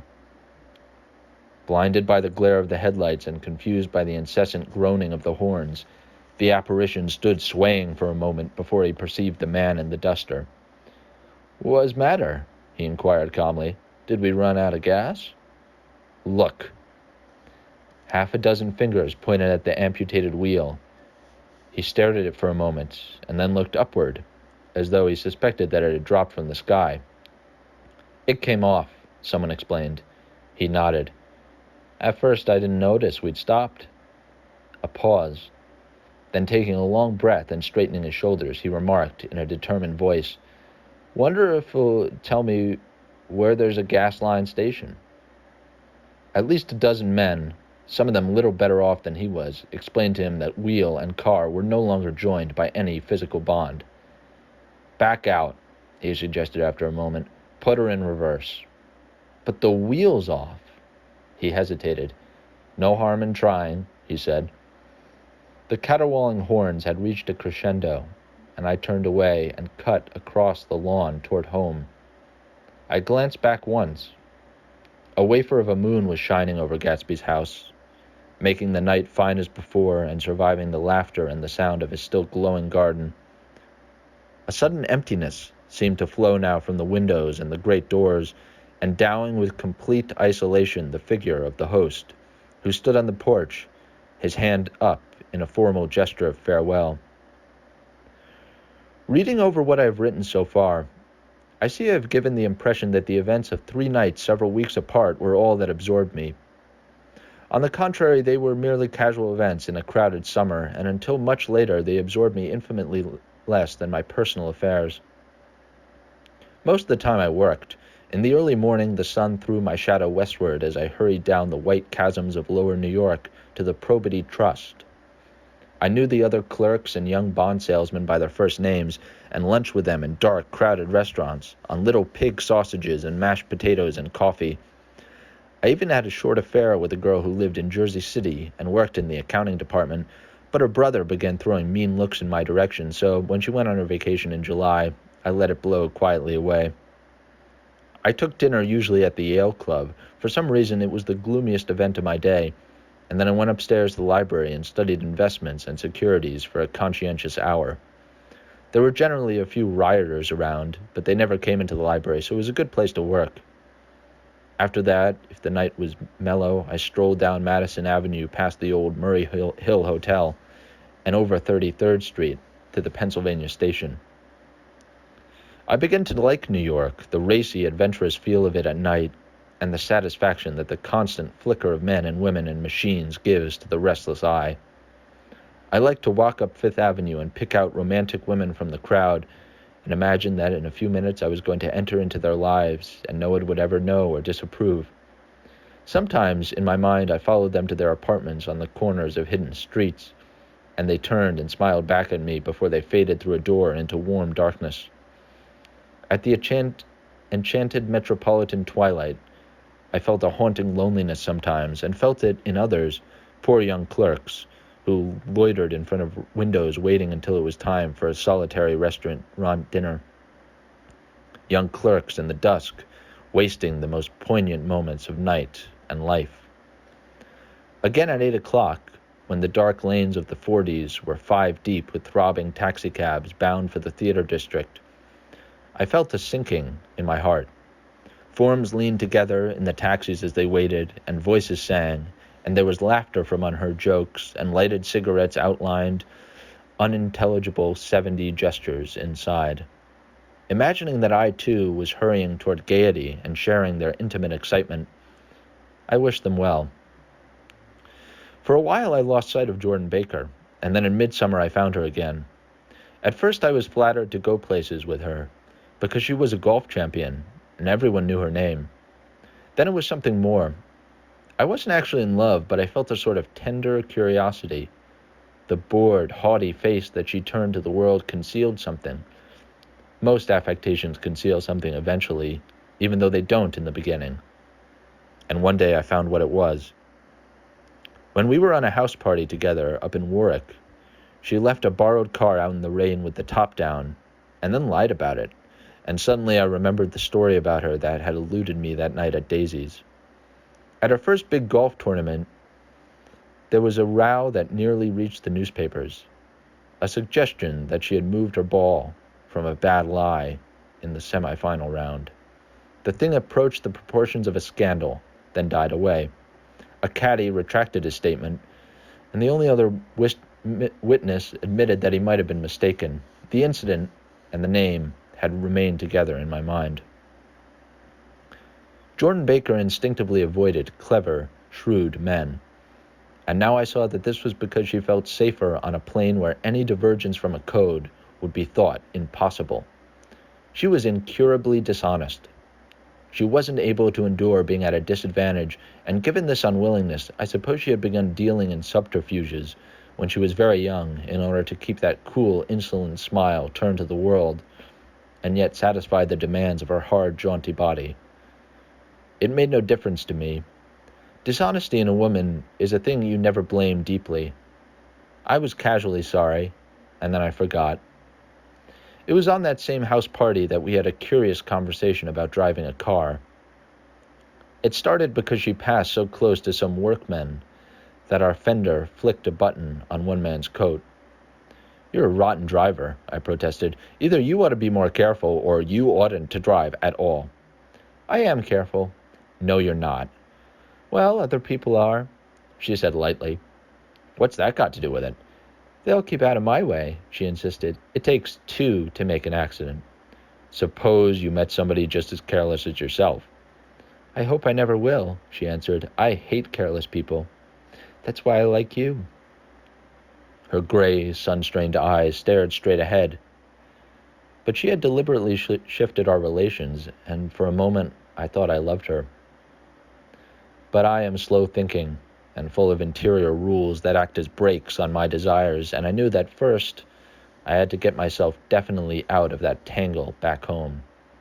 I'd been writing letters once a week and signing them "Love, Nick," and all I could think of was how, when that certain girl played tennis, a faint mustache of perspiration appeared on her upper lip.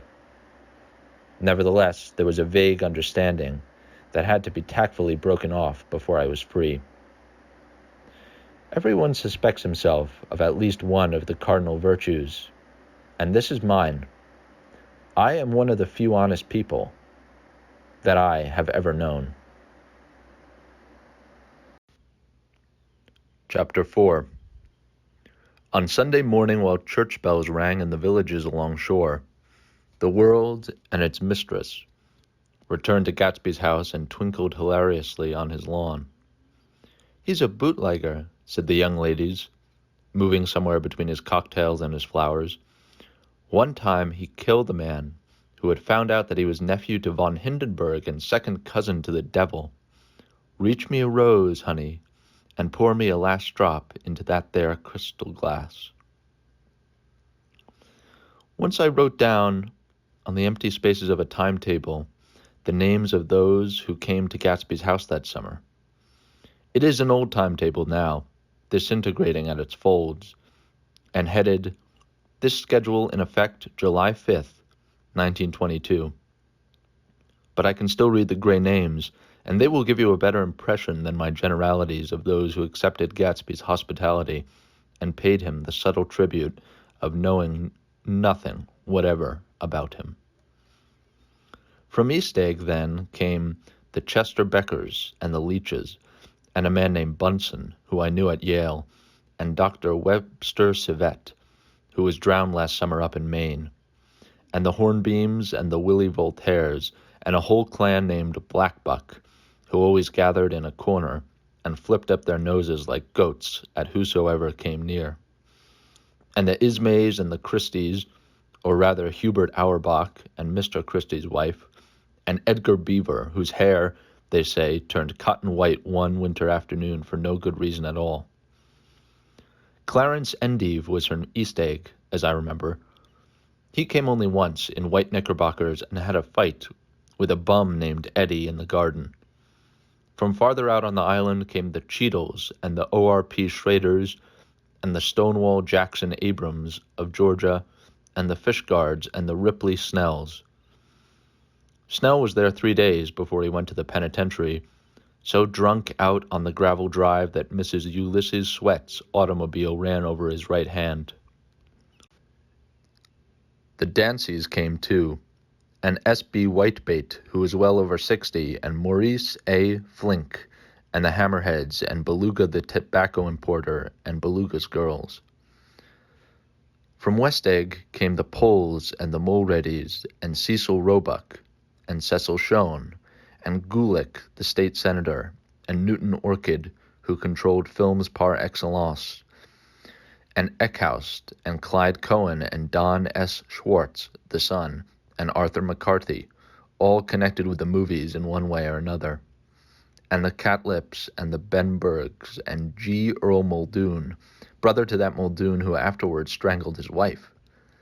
Da Fontano, the promoter, came there, and Ed Legros and James B.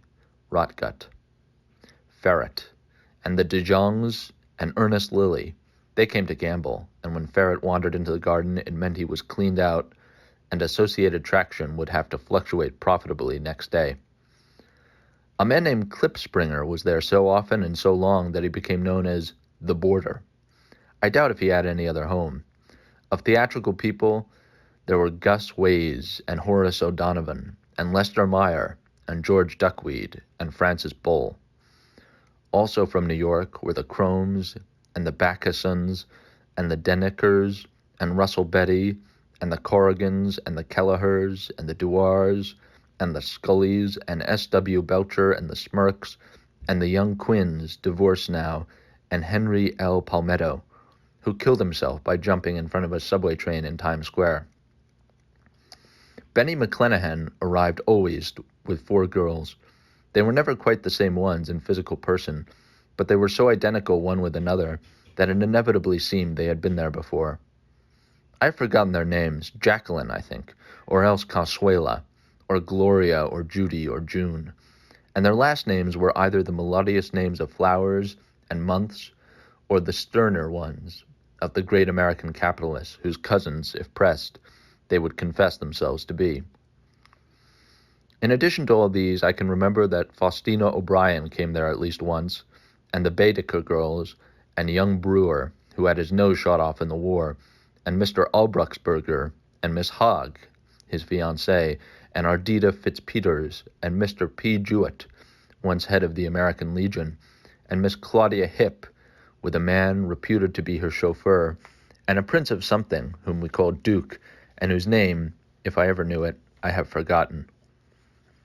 All these people came to Gatsby's house in the summer. At 9 o'clock one morning late in July, Gatsby's gorgeous car lurched up the rocky drive to my door and gave out a burst of melody from its 3-noted horn. It was the first time he had called on me, though I had gone to 2 of his parties, mounted in his hydroplane, and at his urgent invitation made frequent use of his beach. "Good morning, old sport. You're having lunch with me today, and I thought we'd ride up together." He was balancing himself on the dashboard of his car with that resourcefulness of movement that is so peculiarly American. That comes, I suppose, with the absence of lifting work or rigid sitting in youth, and even more with the formless grace of our nervous, sporadic games. This quality was continually breaking through his punctilious manner in the shape of restlessness. He was never quite still. There was always a tapping foot somewhere or the impatient opening and closing of a hand. He saw me looking with admiration at his car. "It's pretty, isn't it, old sport?" He jumped off to give me a better view. "Haven't you ever seen it before?" I'd seen it. Everybody had seen it. It was a rich cream color, bright with nickel, swollen here and there in its monstrous length with triumphant hat boxes and super boxes and tool boxes, and terraced with a labyrinth of windshields that mirrored a dozen suns. Sitting down behind many layers of glass in a sort of green leather conservatory, we started to town. I had talked with him perhaps half a dozen times in the past month, and found to my disappointment that he had little to say. So my first impression, that he was a person of some undefined consequence, had gradually faded, and he had become simply the proprietor of an elaborate roadhouse next door. And then came that disconcerting ride. We hadn't reached West Egg Village before Gatsby began leaving his elegant sentences unfinished and slapping himself indecisively on the knee of his caramel-colored suit. "Look here, old sport," he broke out surprisingly. "What's your opinion of me, anyhow?" A little overwhelmed, I began the generalized evasions which that question deserves. Well, I'm going to tell you something about my life, he interrupted. I don't want you to get a wrong idea of me from all these stories you hear. So he was aware of the bizarre accusations that flavored conversation in his halls. I'll tell you God's truth. His right hand suddenly ordered divine retribution to stand by. I am the son of some wealthy people in the Middle West, all dead now. I was brought up in America, but educated at Oxford, because all my ancestors have been educated there for many years. It is a family tradition. He looked at me sideways, and I knew why Jordan Baker had believed he was lying. He hurried the phrase, educated at Oxford, or swallowed it, or choked on it, as though it had bothered him before. And with this doubt, his whole statement fell to pieces, and I wondered if there wasn't something a little sinister about him, after all. What part of the Middle West? I inquired casually. San Francisco. I see. My family all died, and I came into a good deal of money. His voice was solemn, as if the memory of that sudden extinction of a clan still haunted him. For a moment I suspected that he was pulling my leg, but a glance at him convinced me otherwise.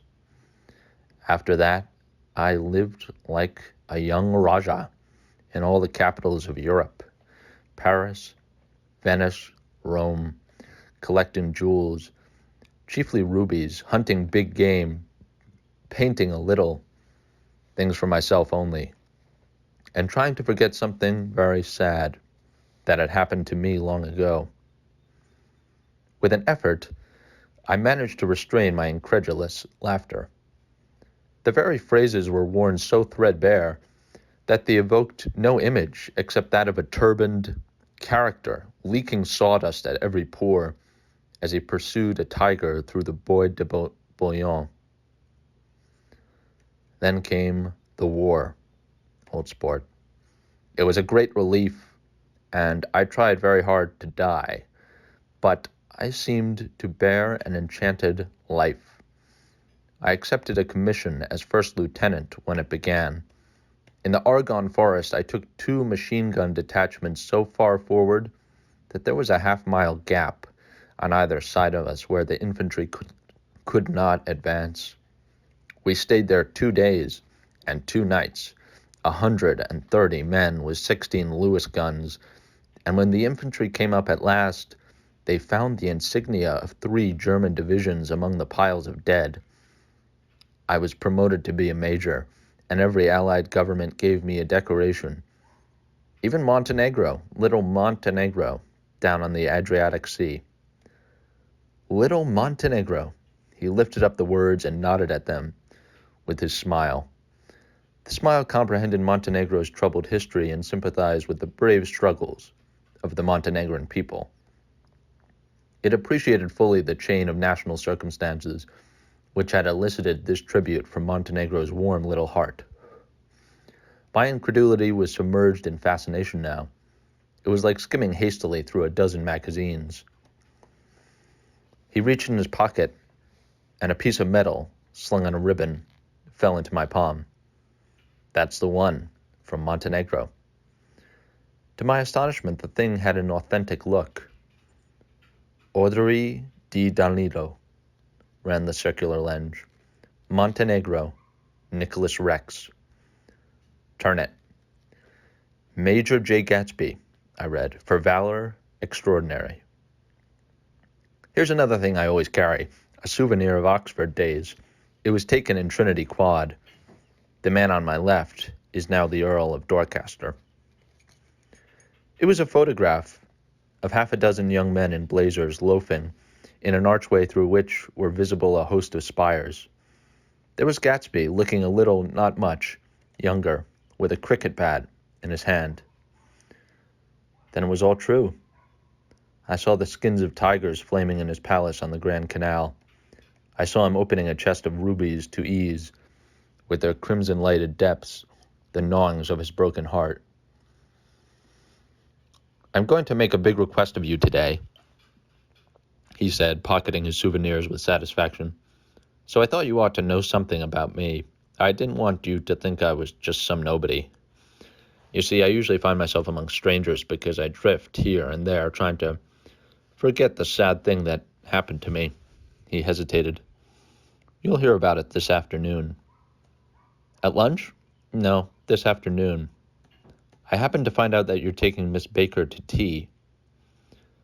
Do you mean you're in love with Miss Baker? No, old sport, I'm not.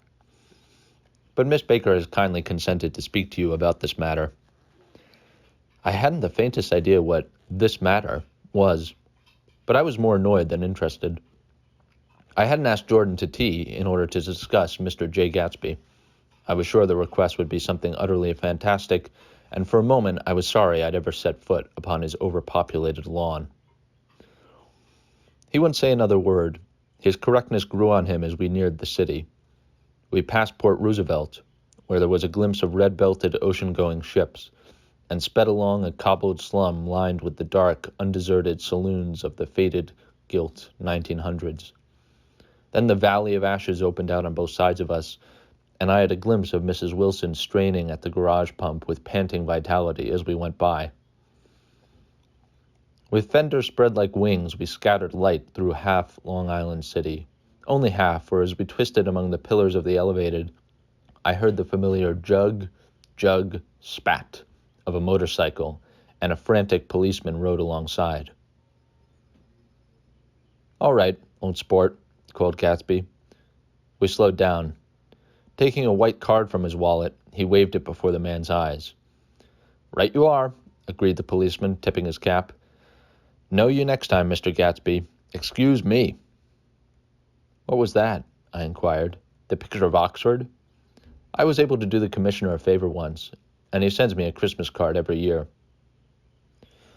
Over the great bridge, with the sunlight through the girders, making a constant flicker upon the moving cars, with the city rising up across the river in white heaps and sugar lumps all built with a wish out of non-olfactory money. The city seen from the Queensboro Bridge is always the city seen, for the first time, in its first wild promise of all the mystery and beauty in the world. A dead man passed us in a hearse, heaped with blooms, followed by 2 carriages with drawn blinds, and by more cheerful carriages for friends. The friends looked out at us with the tragic eyes and short upper lips of southeastern Europe, and I was glad that the sight of Gatsby's splendid car was included in their somber holiday.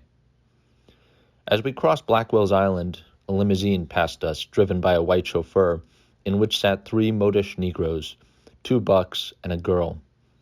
I laughed aloud as the yolks of their eyeballs rolled toward us in haughty rivalry. Anything can happen now that we've slid over this bridge, I thought. Anything at all. Even Gatsby could happen, without any particular wonder. Roaring noon. In a well-fanned 42nd Street cellar, I met Gatsby for lunch. Blinking away the brightness of the street outside, my eyes picked him out obscurely, in the anteroom, talking to another man. Mr. Caramay? This is my friend, Mr. Wolfsheim. A small, flat-nosed Jew raised his large head and regarded me with 2 fine growths of hair which luxuriated in either nostril.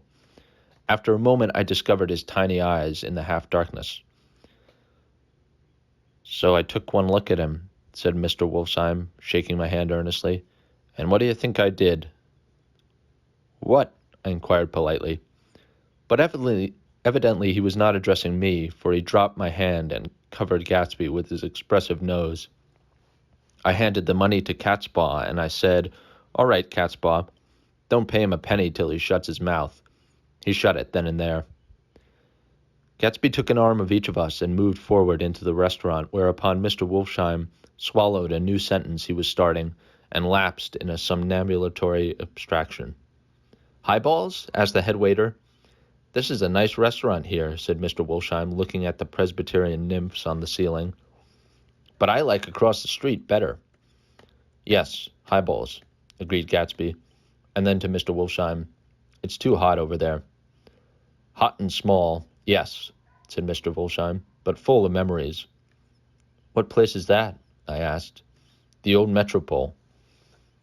The old Metropole, brooded Mr. Wolsheim gloomily, filled with faces dead and gone, filled with friends gone now forever. I can't forget, so long as I live, the night they shot Rosie Rosenthal there. It was 6 of us at the table, and Rosie had eat and drunk a lot all evening. When it was almost morning, the waiter came up to him with a funny look and says somebody wants to speak to him outside. All right, says Rosie, and begins to get up. And I pulled him down in his chair. Let the bastards come in here if they want you, Rosie, but don't you, so help me, move outside this room. It was 4 o'clock in the morning then, and if we'd have raised the blinds, we'd have seen daylight. Did he go? I asked innocently. Sure, he went. Mr. Wolfsheim's nose flashed at me indignantly. He turned around in the door and says, Don't let that waiter take away my coffee. Then he went out on the sidewalk, and they shot him 3 times in his full belly, and drove away. 4 of them were electrocuted, I said, remembering. 5 with Becker. His nostrils turned to me in an interested way.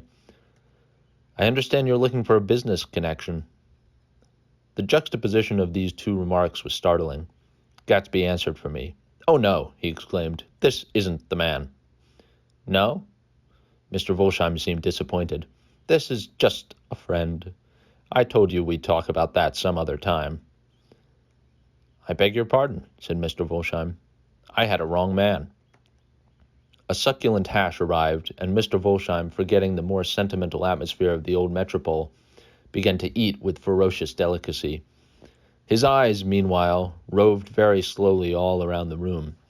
He completed the arc by turning to inspect the people directly behind. I think that, except for my presence, he would have taken one short glance beneath our own table.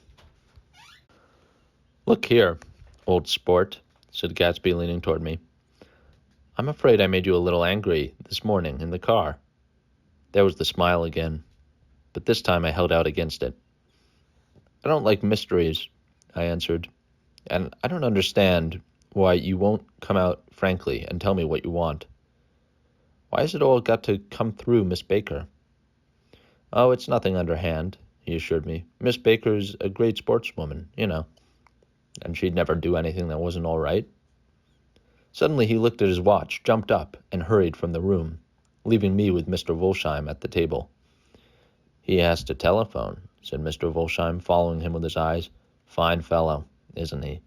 Handsome to look at, and a perfect gentleman. Yes. He's an Oxford man. Oh? He went to Oxford College in England. You know Oxford College. I've heard of it. It's one of the most famous colleges in the world. Have you known Gatsby for a long time? I inquired. Several years, he answered in a gratified way. I made the pleasure of his acquaintance just after the war, but I knew I had discovered a man of fine breeding after I talked with him an hour. I said to myself, that's the kind of man you'd like to take home and introduce to your mother and sister. He paused. I see you're looking at my cuff buttons. I hadn't been looking at them, but I did now. They were composed of oddly familiar pieces of ivory. Finest specimens of human molars, he informed me. Well, I inspected them. That's a very interesting idea. Yeah?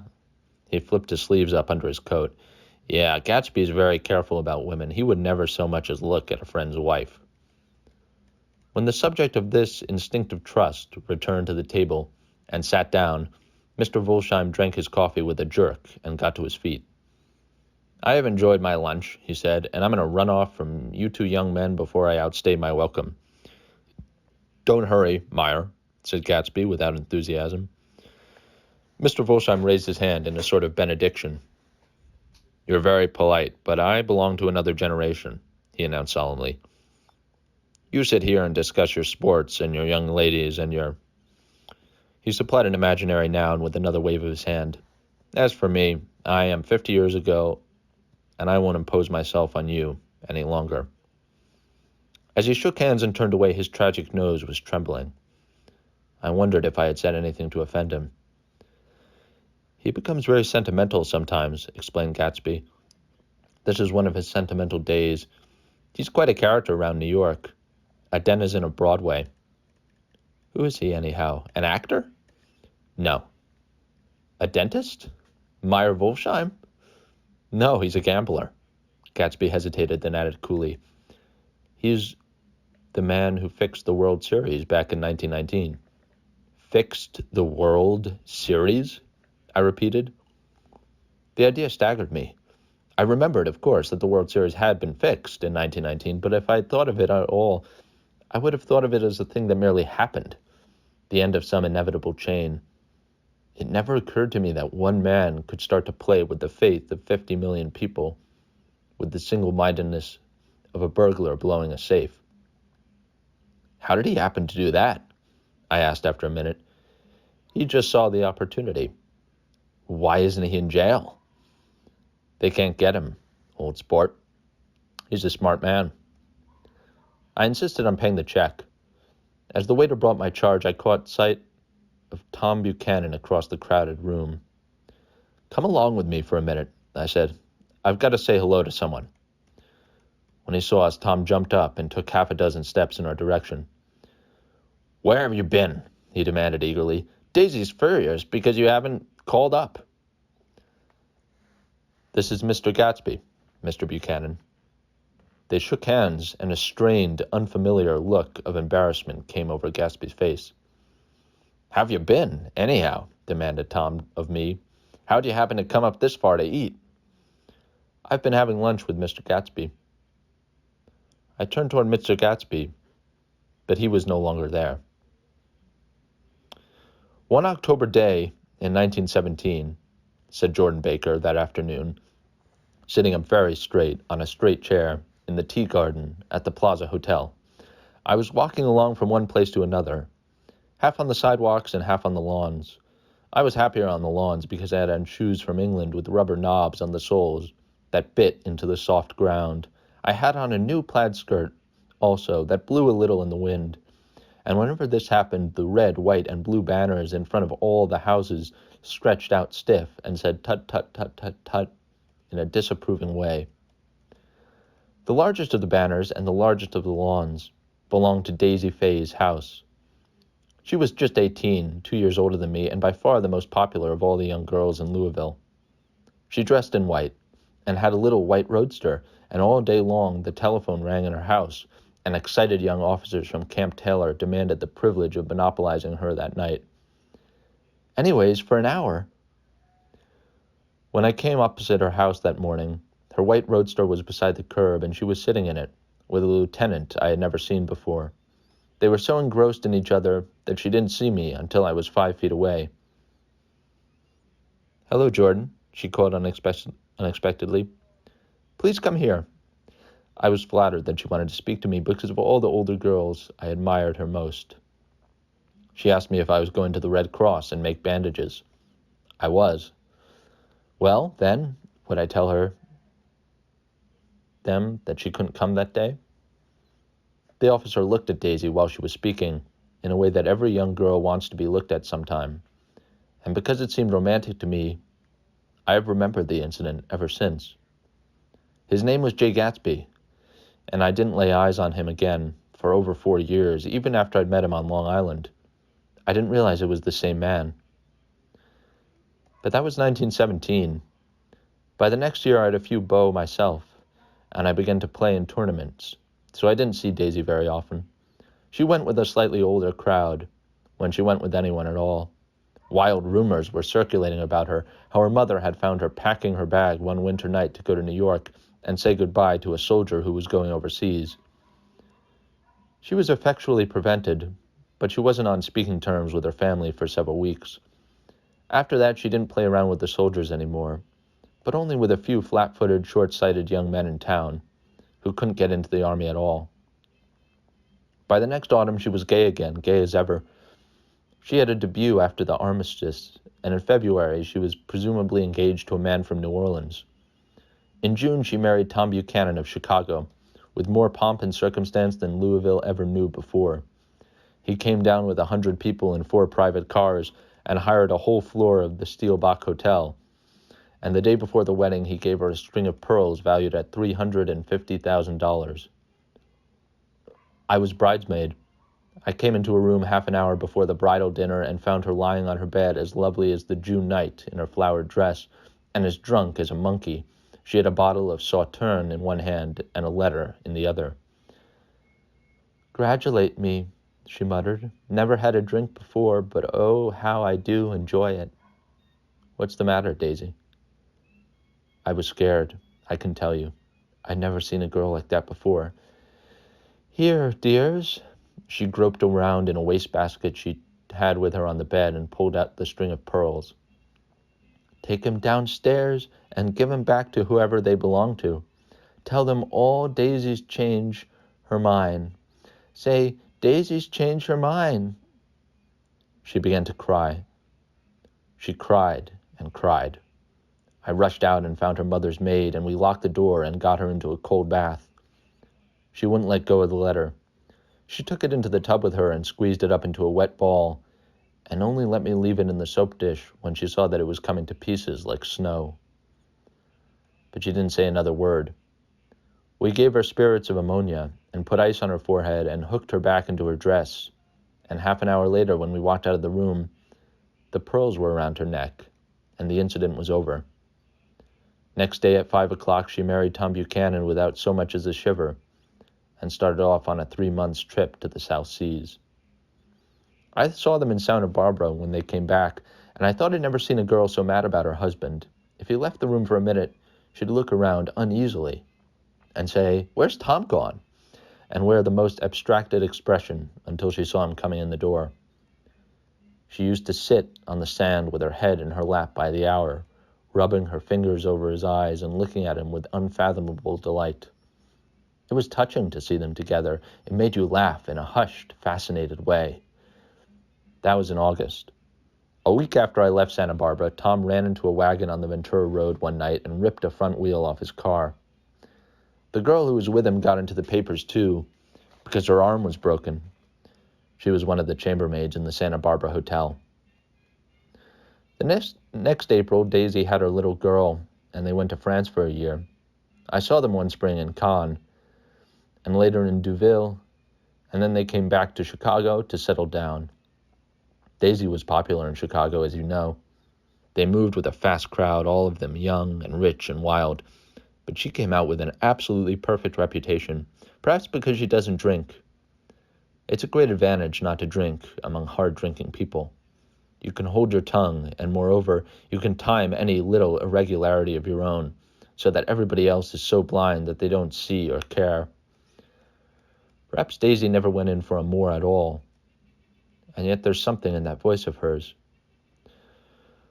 Well, about 6 weeks ago, she heard the name Gatsby for the first time in years.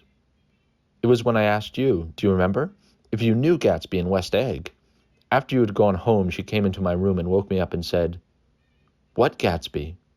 And when I described him, I was half asleep. She said, in the strangest voice, that it must be the man she used to know.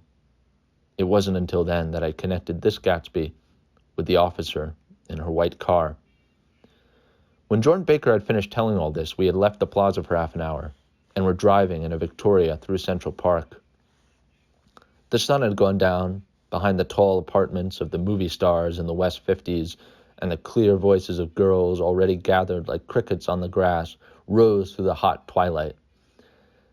"I'm the Sheik of Araby, your love belongs to me. At night, when you are asleep, into your tent I'll creep." It was a strange coincidence, I said, but it wasn't a coincidence at all. Why not? Gatsby bought that house so that Daisy would be just across the bay. Then it had not been merely the stars to which he had aspired on that June night. He came alive to me, delivered suddenly from the womb of his purposelessness splendor. "He wants to know," continued Jordan, "if you'll invite Daisy to your house some afternoon, and then let him come over." The modesty of the demand shook me.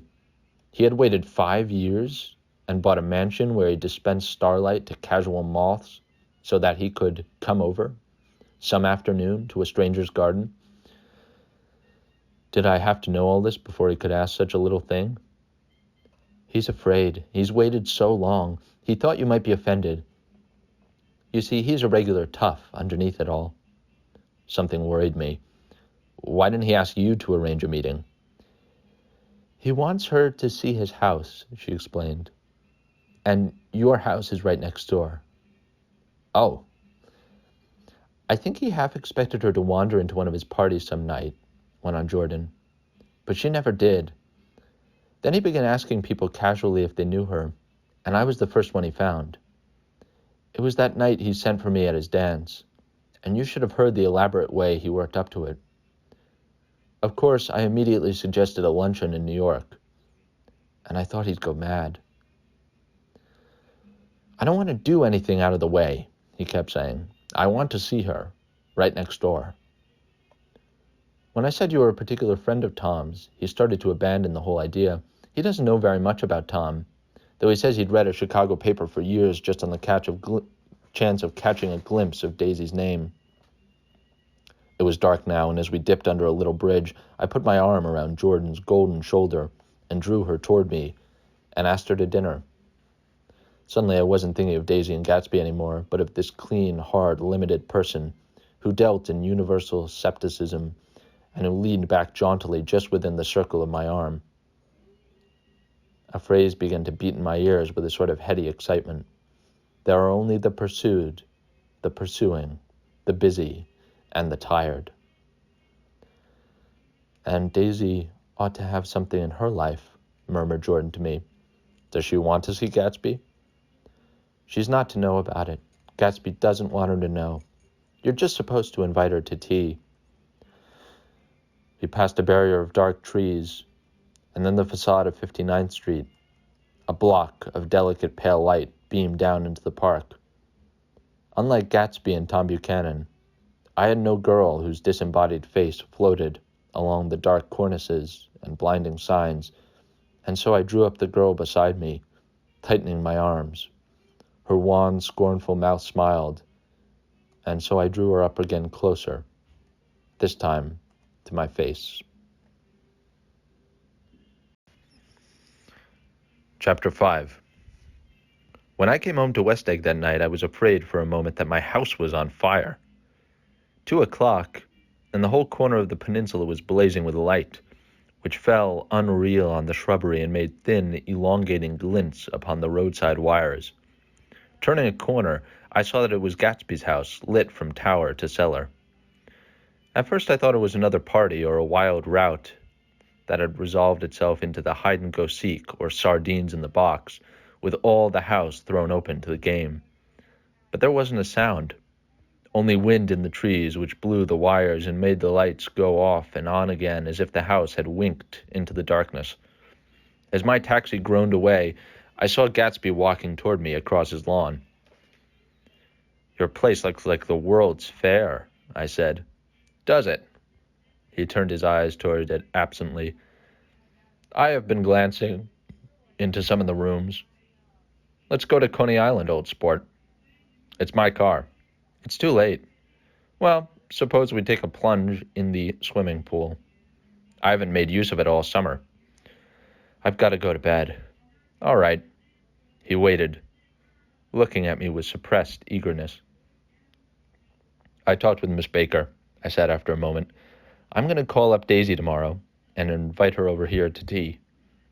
Oh, that's all right, he said carelessly. I don't want to put you to any trouble. What day would suit you?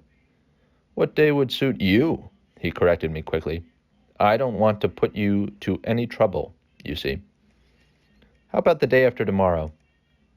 He considered for a moment, then with reluctance. I want to get the grass cut, he said. We both looked at the grass. There was a sharp line where my ragged lawn ended and the darker, well-kept expanse of his began. I suspected that he meant my grass. There's another little thing, he said uncertainly, and hesitated. Would you rather put it off for a few days? I asked. Oh, it isn't about that. At least, he fumbled with a series of beginnings. Why, look here, old sport. You don't make much money, do you? Not very much. This seemed to reassure him, and he continued more confidently. I thought you didn't, if you'll pardon you see, I carry on a little business on the side, a sort of sideline, you understand. And I thought that if you don't make very much, you're selling bonds, aren't you, old sport? Trying to. Well, this would interest you. It wouldn't take up much of your time, and you might pick up a nice bit of money. It happens to be a rather confidential sort of thing. I realize now that under different circumstances that conversation might have been one of the crises of my life. But because the offer was obviously and tactlessly for a service to be rendered, I had no choice except to cut him off there. I've got my hands full, I said. I'm much obliged, but I couldn't take on any more work.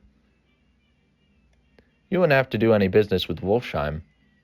Evidently he thought that I was shying away from the connection mentioned at lunch, but I assured him he was wrong. He waited a moment longer, hoping I'd begin a conversation. But I was too absorbed to be responsive, so he went unwillingly home. The evening had made me lightheaded and happy. I think I walked into a deep sleep as I entered my front door, so I didn't know whether or not Gatsby went to Coney Island or for how many hours he glanced into rooms, while his house blazed gaudily on. I called up Daisy from the office next morning and invited her to come to tea. Don't bring Tom, I warned her. What? Don't bring Tom. Who is Tom? She asked innocently. The day agreed upon was pouring rain. At 11 o'clock, a man in a raincoat, dragging a lawnmower, tapped at my front door and said that Mr. Gatsby had sent him over to cut my grass. This reminded me that I had forgotten to sell my Finn to come back. So I drove into West Egg Village to search for her among soggy, whitewashed alleys and to buy some cups and lemons and flowers. The flowers were unnecessary, for at 2 o'clock a greenhouse arrived from Gatsby's, with innumerable receptacles to contain it. An hour later, the front door opened nervously, and Gatsby in a white panel suit, silver shirt, and gold-colored tie hurried in. He was pale, and there were dark signs of sleeplessness beneath his eyes. Is everything all right? He asked immediately. The grass looks fine, if that's what you mean. What grass? He inquired blankly. Oh, the grass in the yard. He looked out the window at it, but judging from his expression, I don't believe he saw a thing. Looks very good, he remarked vaguely. One of the papers said they thought the rain would stop about 4. I think it was the Journal. Have you got everything you need in the shape of tea? I took him into the pastry, where he looked a little reproachfully at the Finn. Together we scrutinized the 12 lemon cakes from the delicatessen shop. Will they do? I asked. Of course, they're fine. And he added hollowly, old sport. The rain cooled about 3:30 to a damp mist, through which occasional thin drops swam like dew. Gatsby looked with vacant eyes through a copy of Clay's Economics, starting at the finished tread that shook the kitchen floor and peering toward the bleared windows from time to time as if a series of invisible but alarming happenings were taking place outside. Finally he got up and informed me in an uncertain voice that he was going home. Why's that? Nobody's coming to tea. It's too late. He looked at his watch as if there was some pressing demand on his time elsewhere. I can't wait all day.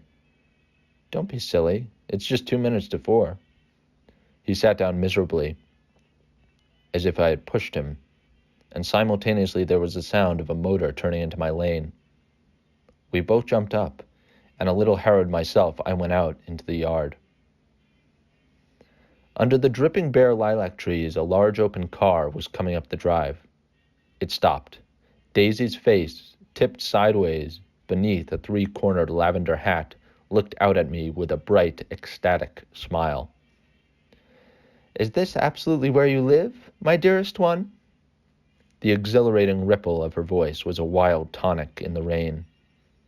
I had to follow the sound of it for a moment, up and down, with my ear alone, before any words came through. A damp streak of hair lay like a dash of blue paint across her cheek, and her hand was wet with glistening drops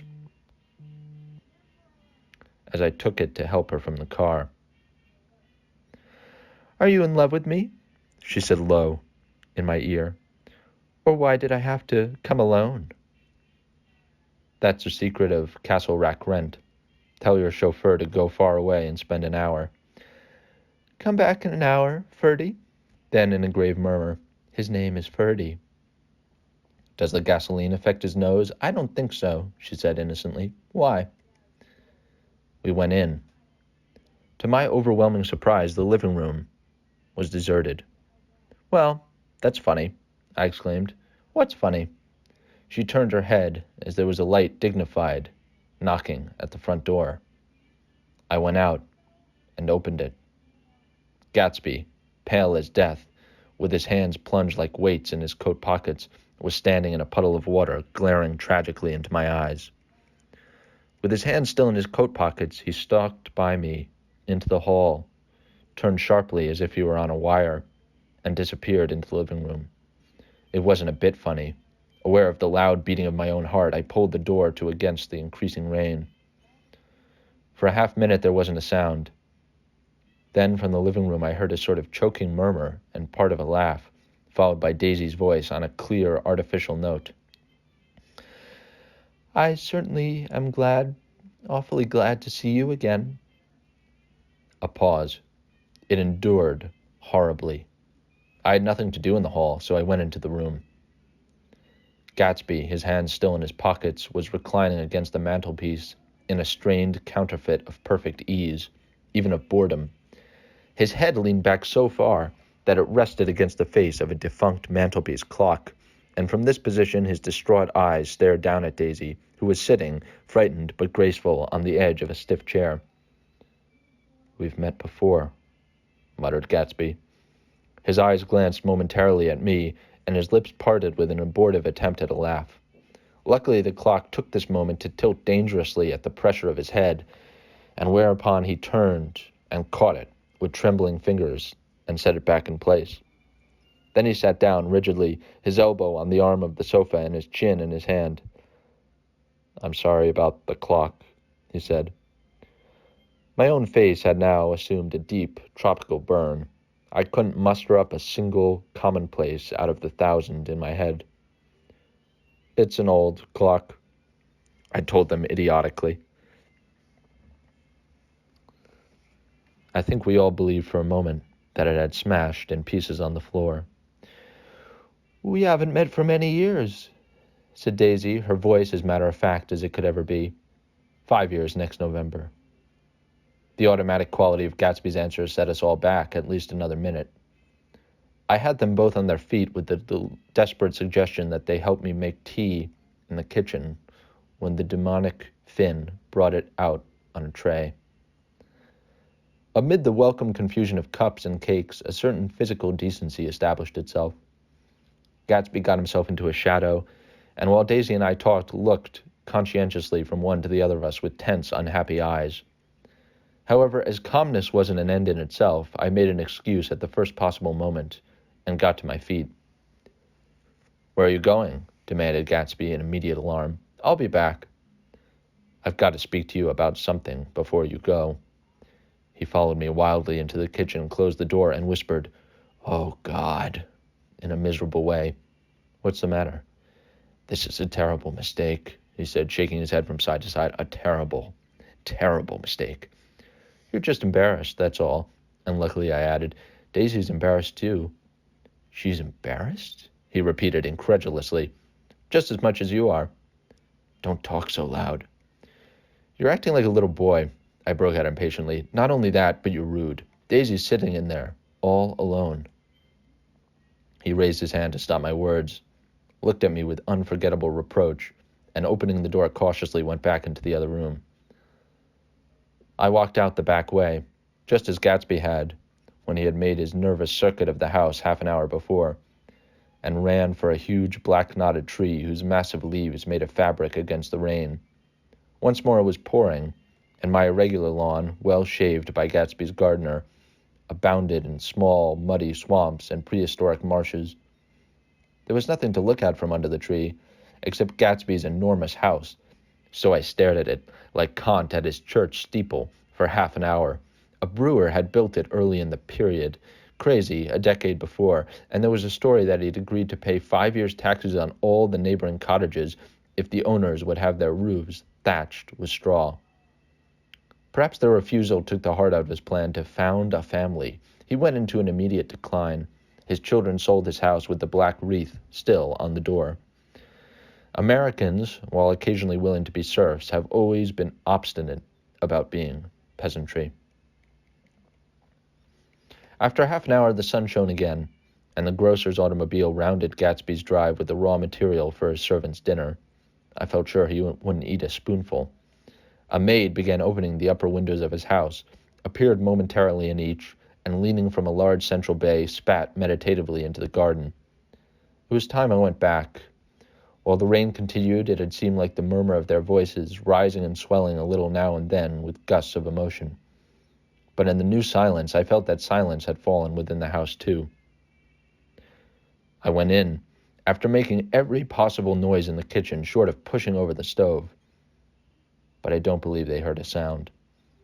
They were sitting at either end of the couch, looking at each other as if some question had been asked, or was in the air, and every vestige of embarrassment was gone. Daisy's face was smeared with tears, and when I came in, she jumped up and began wiping at it with her handkerchief before a mirror. But there was a change in Gatsby that was simply confounding. He literally glowed. Without a word or a gesture of exultation, a new well-being radiated from him and filled the little room. "Oh, hello, old sport," he said, as if he hadn't seen me for years. I thought for a moment he was going to shake hands. It stopped raining. Has it? When he realized what I was talking about, that there were twinkle bells of sunshine in the room, he smiled like a weatherman, like an ecstatic patron of recurrent light, and repeated the news to Daisy. "What do you think of that? It stopped raining." "I'm glad, Jay." Her throat, full of aching, grieving beauty, told only of her unexpected joy. "I want you and Daisy to come over to my house," he said. "I'd like to show her around." "You're sure you want me to come?" "Absolutely, old sport." Daisy went upstairs to watch her face. Too late, I thought with humiliation of my towels, while Gatsby and I waited on the lawn. "My house looks well, doesn't it?" he demanded. "See how the whole front of it catches the light?" I agreed that it was splendid. Yes. His eyes went over it, every arched door and square tower. It took me just 3 years to earn the money that bought it. "I thought you inherited your money." "I did, old sport," he said automatically, "but I lost most of it in the big panic, the panic of the war."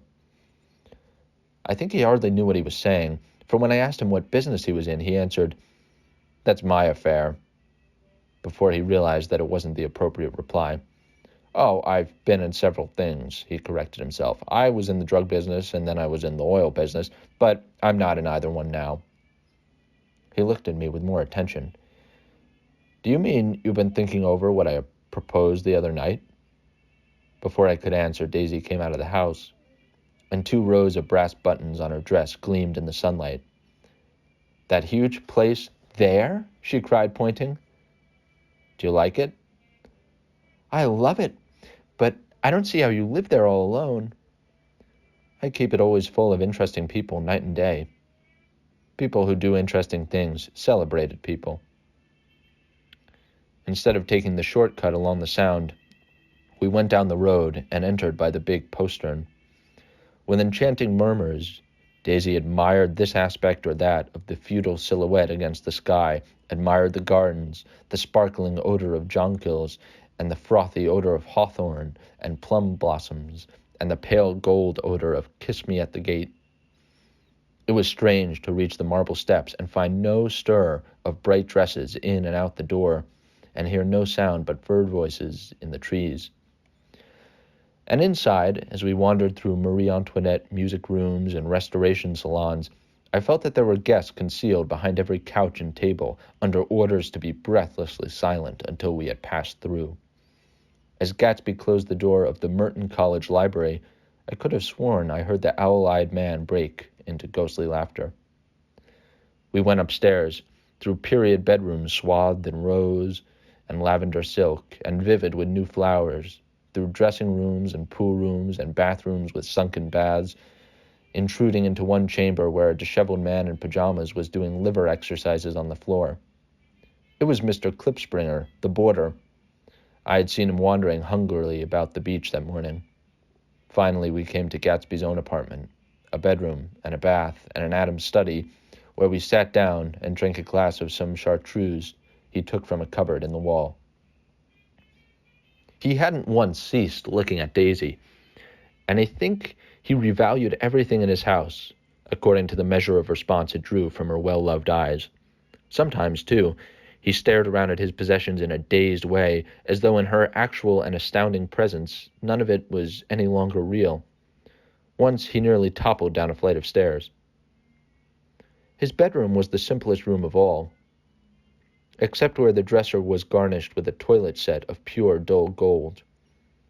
Daisy took the brush with delight and smoothed her hair, whereupon Gatsby sat down and shaded his eyes and began to laugh. "It's the funniest thing, old sport," he said hilariously. "I can't, when I try to." He had passed visibly through 2 states and was entering upon a third. After his embarrassment and his unreasoning joy, he was consumed with wonder at her presence. He had been full of the idea so long, dreamed it right through to the end, waited with his teeth set, so to speak, at an inconceivable pitch of intensity. Now in the reaction he was running down like an overwound clock. Recovering himself in a minute, he opened for us 2 hulking patent cabinets which held his masked suits and dressing gowns and ties and his shirts, piled like bricks in stacks a dozen high. "I've got a man in England who buys me clothes. He sends over a selection of things at the beginning of each season, spring and fall." He took out a pile of shirts and began throwing them, one by one, before us. Shirts of sheer linen and thick silk and fine flannel, which lost their folds as they fell and covered the table in many-colored disarray. While we admired, he brought more, and the soft, rich heap mounted higher, shirts with stripes and scrolls and plaids in coral and apple green and lavender and faint orange and monograms of Indian blue. Suddenly, with a strained sound, Daisy bent her head into the shirts and began to cry stormily. "They're such beautiful shirts," she sobbed, her voice muffled in the thick folds. "It makes me sad because I've never seen such beautiful shirts before." After the house, we were to see the grounds and the swimming pool and the hydroplane and the midsummer flowers. But outside Gatsby's window, it began to rain again, so we stood in a row, looking at the corrugated surface of the Sound. "If it wasn't for the mist, we could see your house across the bay," said Gatsby. "You always have a green light that burns all night at the end of your dock." Daisy put her arm through his abruptly, but he seemed absorbed in what he had just said. Possibly it had occurred to him that the colossal significance of that light had now vanished forever. Compared to the great distance that had separated him from Daisy, it had seemed very near to her, almost touching her. It had seemed as close as a star to the moon. Now it was again a green light on a dock. His count of enchanted objects had diminished by 1. I began to walk about the room, examining various indefinite objects in the half-darkness. A large photograph of an elderly man in yachting costume attracted me, hung on the wall over his desk. "Who's this?" That's Mr. Dan Cody, old sport." The name sounded faintly familiar. "He's dead now. He used to be my best friend years ago." There was a small picture of Gatsby, also in yachting costume, on the bureau. Gatsby with his head thrown back defiantly, taking apparently when he was about 18. "I adore it," exclaimed Daisy. "The pompadour. You never told me you had a pompadour or a yacht." "Look at this," said Gatsby quickly. "Here's a lot of clippings about you." They stood side by side, examining it. I was going to ask to see the rubies when the phone rang, and Gatsby took up the receiver. "Yes, well, I can't talk now, old sport. I said a small town. He must know what a small town is. Well, he's no use to us if Detroit is his idea of a small town." He rang off. "Come here, quick!" cried Daisy at the window. The rain was still falling, but the darkness had parted in the west, and there was a pink and golden billow of foamy clouds above the sea. "Look at that," she whispered, and then after a moment, "I'd like to just get one of those pink clouds and put you in it and push you around." I tried to go then, but they wouldn't hear of it. Perhaps my presence made them feel more satisfactorily alone. "I know what we'll do," said Gatsby. "We'll have Klipspringer play the piano." He went out of the room calling, "Ewing?" and returned in a few minutes, accompanied by an embarrassed, slightly worn young man with shell-rimmed glasses and scanty blonde hair. He was now decently clothed in a sport shirt, open at the neck, sneakers, and duck trousers of a nebulous hue. "Did we interrupt your exercises?" inquired Daisy politely. "I was asleep," cried Mr. Klipspringer in a spasm of embarrassment. "That is, I had been asleep. Then I got up." "Klipspringer plays the piano," said Gatsby, cutting him off. "Don't you, Ewing, old sport?" "I don't play well. I hardly play at all. I'm all out of practice." "We'll go downstairs," interrupted Gatsby. He flipped a switch. The gray windows disappeared as the house glowed full of light. In the music room, Gatsby turned on a solitary lamp beside the piano. He lit Daisy's cigarette from a trembling match and sat down with her on a couch far across the room, where there was no light save what the gleaming floor bounced in from the hall. When Klipspringer had played The Love Nest, he turned around on the bench and searched unhappily for Gatsby in the gloom. "I'm all out of practice, you see. I told you I couldn't play. I'm all out of practice." "Don't talk so much, old sport," commanded Gatsby. "Play." "In the morning, in the evening, ain't we got fun?" Outside, the wind was loud, and there was a faint flow of thunder along the sound. All the lights were going on in Westlake now. The electric trains, men carrying, were plunging home through the rain from New York. It was the hour of a profound human change, and excitement was generating on the air. "One thing's sure, nothing surer, the rich get richer and the poor get poorer. Children, in the meantime, in between time."